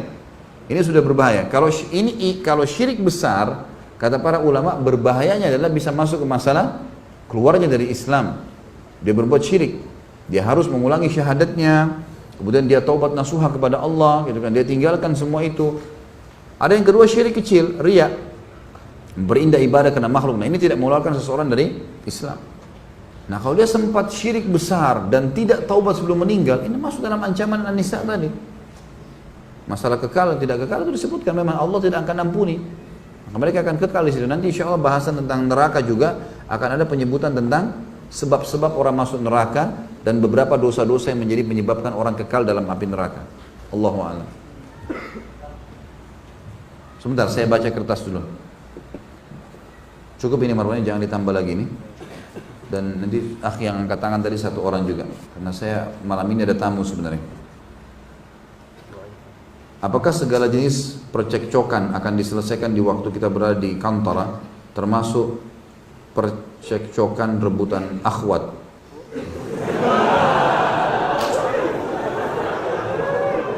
Atau percekcokan waktu masih pacaran dulu sebelum ngaji, gitu kan? Allahu alam kalau masalahnya. Tapi yang jelas semuanya akan diselesaikan, gitu kan? Kalau siapa yang benar, siapa yang salah, gitu. Lagian ada apa perebutan akhwat ini? Hah? Sudah habis stok apa? Kalau ada orang yang mau akhwat, kasih aja, bismillah. Cari yang lain. Yang jelas semuanya pasti akan ada penyelesaiannya. Semua pertikaian, karena orang tidak akan masuk surga kecuali hatinya bersih. Illa man atallah biqalbin salim, kata Allah. Kecuali orang yang datang kepada Allah untuk masuk ke dalam surga dengan hati yang bersih, nggak ada lagi masalah. Sampai kata Nabi SAW, nanti kita pelajari tentang surga, semua ahli surga tingginya seperti Adam alaihissalam, 60 ke langit, dan wajahnya seperti Yusuf, hatinya seperti Ayub, bersih semua, nggak ada apa-apa. Binatang yang kita tolong apakah bisa menjadi syafaat? Allahu alam. Ini saya nggak pernah temukan dalilnya kalau ini. Apakah binatang bisa memberikan syafaat? Allahu alam. Yang kita tahu dalil-dalilnya adalah manusia. Tapi ada hadis yang menjelaskan semua tadi yang benda, kalau kita sholat. Ada juga hadis tentang azan ya, yang berkata kalau tidak salah Abdullah berkata kepada Abdurrahman, seorang sahabat berkata kepada tabi'in, itu mengatakan kepada Abdurrahman, ini kebetulan pengembala kambing, hai Abdurrahman, saya tahu kau suka gembala kambing. Kalau kau lagi di padang pasir dan tiba waktu sholat, azanlah dan keraskan suaramu, karena tidak ada sesuatu pun yang mendengar suaramu dari manusia, jin, batu, angin, semuanya kecuali akan jadi saksi hari kiamat. Ya Allah alam, bisa saja, mungkin binatang masuk di dalamnya. Yang jelas, yang ada dalilnya kita katakan iya. Pada saat masih kecil saya bercita untuk melihat kiamat, padahal teman-teman saya memiliki cita-cita yang normal seperti menjadi dokter dan polisi. Apakah benar akidah saya Ustaz? Apa yang salah dari saya? Ini antum lebih tahu masalahnya apa. Mungkin sempat mendengarkan kisah tentang kiamat. Tidak mungkin orang ingin sesuatu kecuali sudah tahu kan. Mungkin pada saat itu mendengarkan kisah dari orang tua, dari saudara tentang kiamat, maka kita tertarik untuk mengetahuinya. Dan itu positif. Positif sebenarnya. Kalau orang dari kecil sudah tahu tentang kiamat, dia berharap nanti, kalau dia berharap hari kiamat itu akan terjadi dan nanti dia akan selamat di situ, di hari kiamat, itu positif. Tapi kalau hanya sekedar untuk melihat kiamat, itu tidak ada dalil masalah itu. Kan tadi saya sudah bilang ya, karena manusia tidak akan menyaksikan apa yang dahsyatnya kiamat yang luar biasa ya, kecuali tanda-tandanya, atau tadi mereka akan meninggal dengan dengar sangkakala saja. Apakah ilmu tentang kiamat akan diangkat seiring berjalannya sisa-sisa tanda-tanda kiamat? Kayaknya iya ya, karena memang Al-Quran akan diangkat ya. Dalilnya tentang kiamat banyak dari Al-Quran. Dan kata Nabi SAW, ya, Al-Quran akan diangkat satu persatu sampai tidak tertinggal lagi nanti. Tidak tertinggal lagi di muka bumi Al-Quran dan terjadi kiamat pada orang-orang itu. Bagaimana hukum membuat film tentang kiamat sesuai hadis Rasulullah SAW? Tidak perlu. Hanya antum datangkan artis, datangkan ini, tidak perlu. Untuk apa? Sekarang dengan saya sampaikan begini, belum yakin? Hah? Harus nonton film? Nggak usah kan? Kan tidak perlu. Nggak usah. Karena itu bahaya nanti. Dibuatin film hanya kemana-mana tuh. Harus datangkan artis, harus ini. Seperti teman-teman kita di Mesir, akhirnya dia supaya bagus actionnya datangkan artis yang mahir. Dan ini artis ternyata punya film-film lain yang buruk, bermaksiat kepada Allah. Di situ ditokohkan dia orang yang alim. Ini tidak benar. Seperti banyak di Indonesia kan begitu. Ternyata orang-orangnya tidak benar. Tapi di filmnya itu digambarkan suruh sangat soleh. Ini tidak benar semuanya. Maka nggak perlu teman-teman sekalian, nggak perlu sama sekali. Cukup disampaikan ilmu dan wahyu itu bicara dengan hati manusia kok. Dan juga bahayanya nanti kalau cuplikan-cuplikan didatangkan itu, maka cuplikan kalau tidak benar, nggak seperti itu misalnya. Orang sudah punya gambaran seperti itu, walaupun dia menyerupai, karena memang tidak pernah, ya, tidak diperlukan, tidak ada sesuatu yang mendesak untuk itu. Orang-orang munafik apakah melewati sirat? Karena orang kafir dan musyrik langsung masuk neraka. Sama orang munafik sama dengan orang-orang kafir. Ini tidak lagi melalui hisab, tapi lewat sirat iya. Lewat sirat iya. Karena sirat semua kata Allah, ma minkum illa wariduha. Enggak ada seorang pun di antara kalian kafir atau beriman atau musyrik, semua akan lewat. Tapi orang-orang mereka tidak pakai hisab, tidak pakai timbangan, langsung lewatin sirat, langsung masuk ke dalam neraka gitu. Wa na'udzubillah. Apakah orang munafik kekal dalam neraka? Jika kekal, orang munafik itu yang seperti apa? Tentu saja. Orang munafik ini bukan muslim kan? Kan munafik itu definisinya adalah orang yang pura-pura Islam. Dia menyembunyikan dalam hatinya kekufuran. Dan antum kalau mau yang penanya mau lebih jelas, baca surah Al-Munafikun. Ada surah Al-Quran menjelaskan masalah itu. Tentang masalah ciri-ciri mereka. Dan kata Nabi SAW, dan antum dengar, baca sirah Nabi SAW yang menjelaskan banyak tentang keadaan mereka, ciri-cirinya mereka dalam hadis. Orang kalau berkata selalu dusta, orang kalau diberikan amanah selalu berkhianat, kalau berjanji selalu memungkiri, dan kalau berdebat selalu curang, gitu kan? Kata Nabi SAW, kalau 4 hal ini ada pada seseorang, pastikan dia munafik tulen sampai dia taubat. Ini sifat orang mukmin, tidak akan dusta, tidak akan khianat, tidak akan ingkar janji. Orang muslim itu hidupnya jelas, halal-halal, haram-haram. Walaupun seluruh dunia membencinya, nggak ada urusan itu. Dia tetap jalan di jalan Allah Subhanahu wa taala. Allahu a'lam. Baik, fadhal. Mana tadi? Assalamualaikum. Sampaikan bahwa setiap amalan kita akan ditampilkan.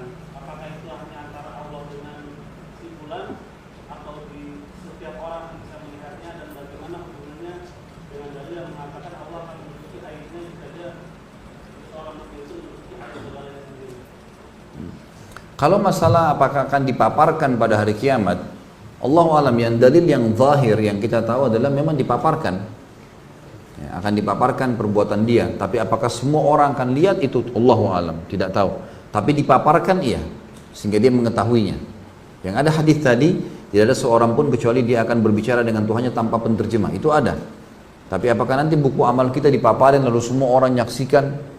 Allahu a'lam, ini saya tidak pernah temukan dalil gitu kan.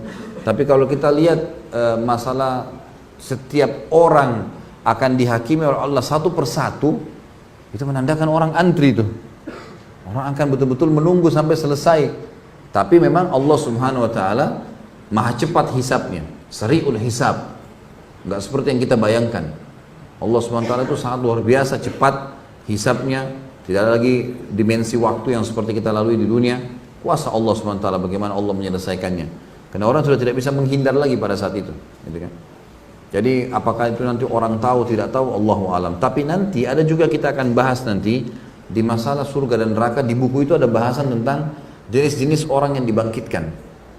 Nanti ada orang yang dibangkitkan ada seperti bendera di tubuhnya yang tertulis tentang kelakuannya dia. Seperti masalah dia orang munafik atau dia pendusta. Ya.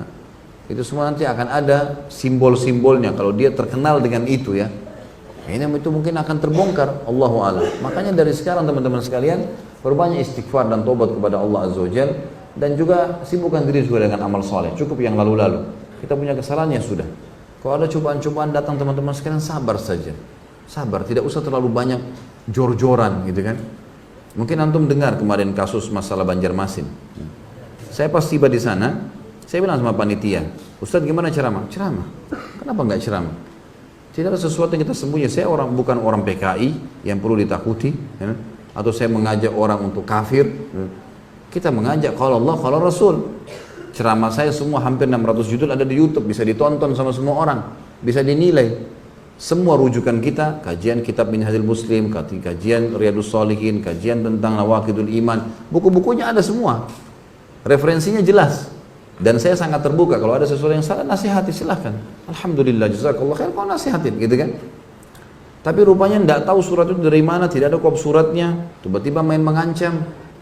Ini semua hal yang sama sekali jauh dari adab kaum muslimin. Ya. Di Indonesia, teman-teman yang tanda tangan di situ, mengatasnamakan, gitu kan, mengatasnamakan lembaga-lembaga mereka, masa kalau Natal jaga gereja? Hah? Masa pemimpin non-muslim didukung? Masa pabrik sendal yang tulis lafzul jalalah mau ditutup kemudian mereka bela? Syiah buat acara dibela, ya. Ahmadiyah dan seterusnya aliran sesat banyak. Ahli sunnah wal jamaah ditahan. Dan apa haknya secara hukum pemerintahan, apa haknya gitu? Tidak ada hak syar'i. Kalau yang tahan mungkin aparat pemerintah resmi, militer pemerintah mungkin. Ini enggak sama sekali. Dari mana ini? Gitu kan?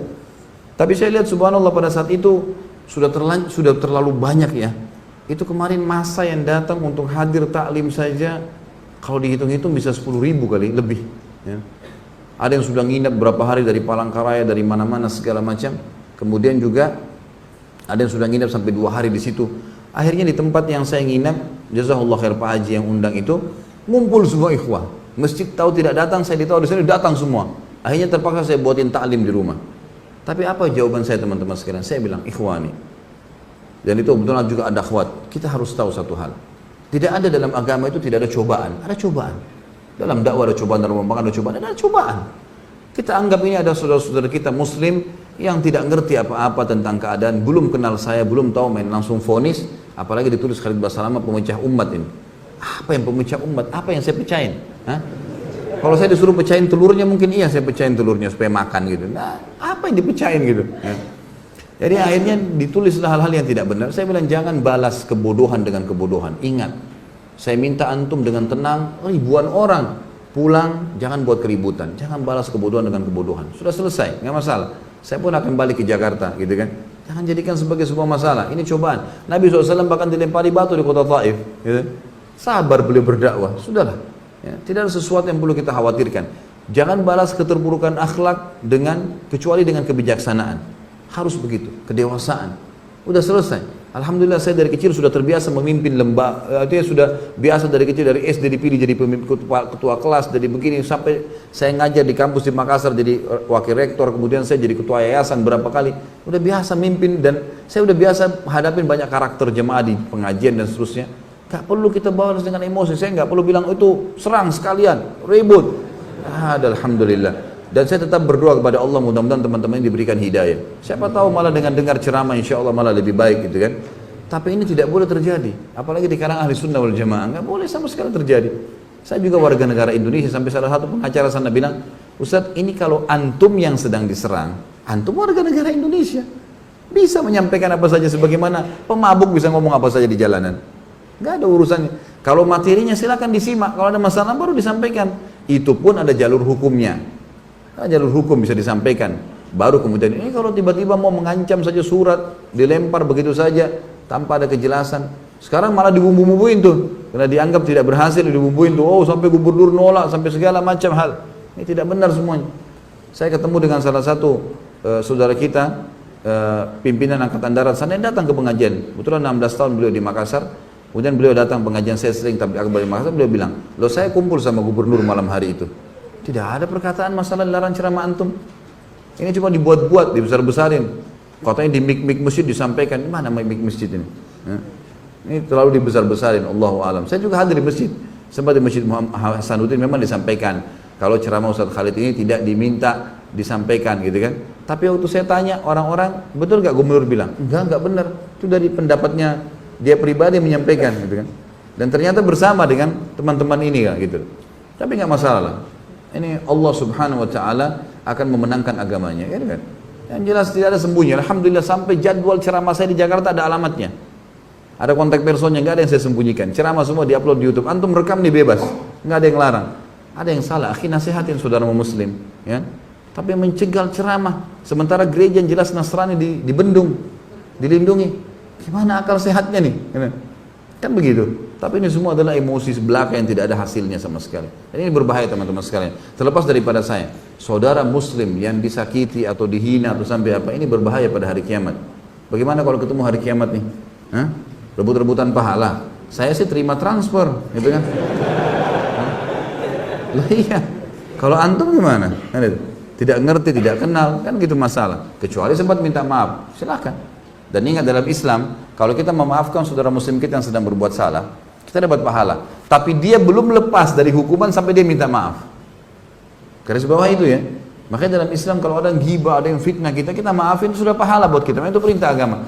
Tapi selama dia tidak minta maaf, dia tidak lepas dari hukuman. Karena hukum syar'i memerintahkan dia minta maaf dulu. Kita memaafkan ibadah bagi kita. Wal afina 'anil nas. Allah. Orang yang suka memaafkan orang lain, seperti itulah. Allahu a'lam. Jadi ya, jangan memperbanyak musuh pada hari kiamat, teman-teman sekalian. Sibukkan diri dengan hal yang positif. Ingat selalu itu. Kita akan meninggal dunia dan ada tanggung jawab hari kiamat. Allahu a'lam. Baik, insyaallah sampai ketemu minggu depan dengan izin Allah Subhanahu wa taala. Semoga kita melanjutkan bahasan kita insyaallah masalah kematian surga dan neraka, masalah kematian nikmat dan adab kubur, baru kemudian kita masuk ke surga dan neraka. Subhanakallahumma bihamdika asyhadu an la ilaha illallah astaghfirullah wa atubu ilaik. Wassalamualaikum warahmatullahi wabarakatuh.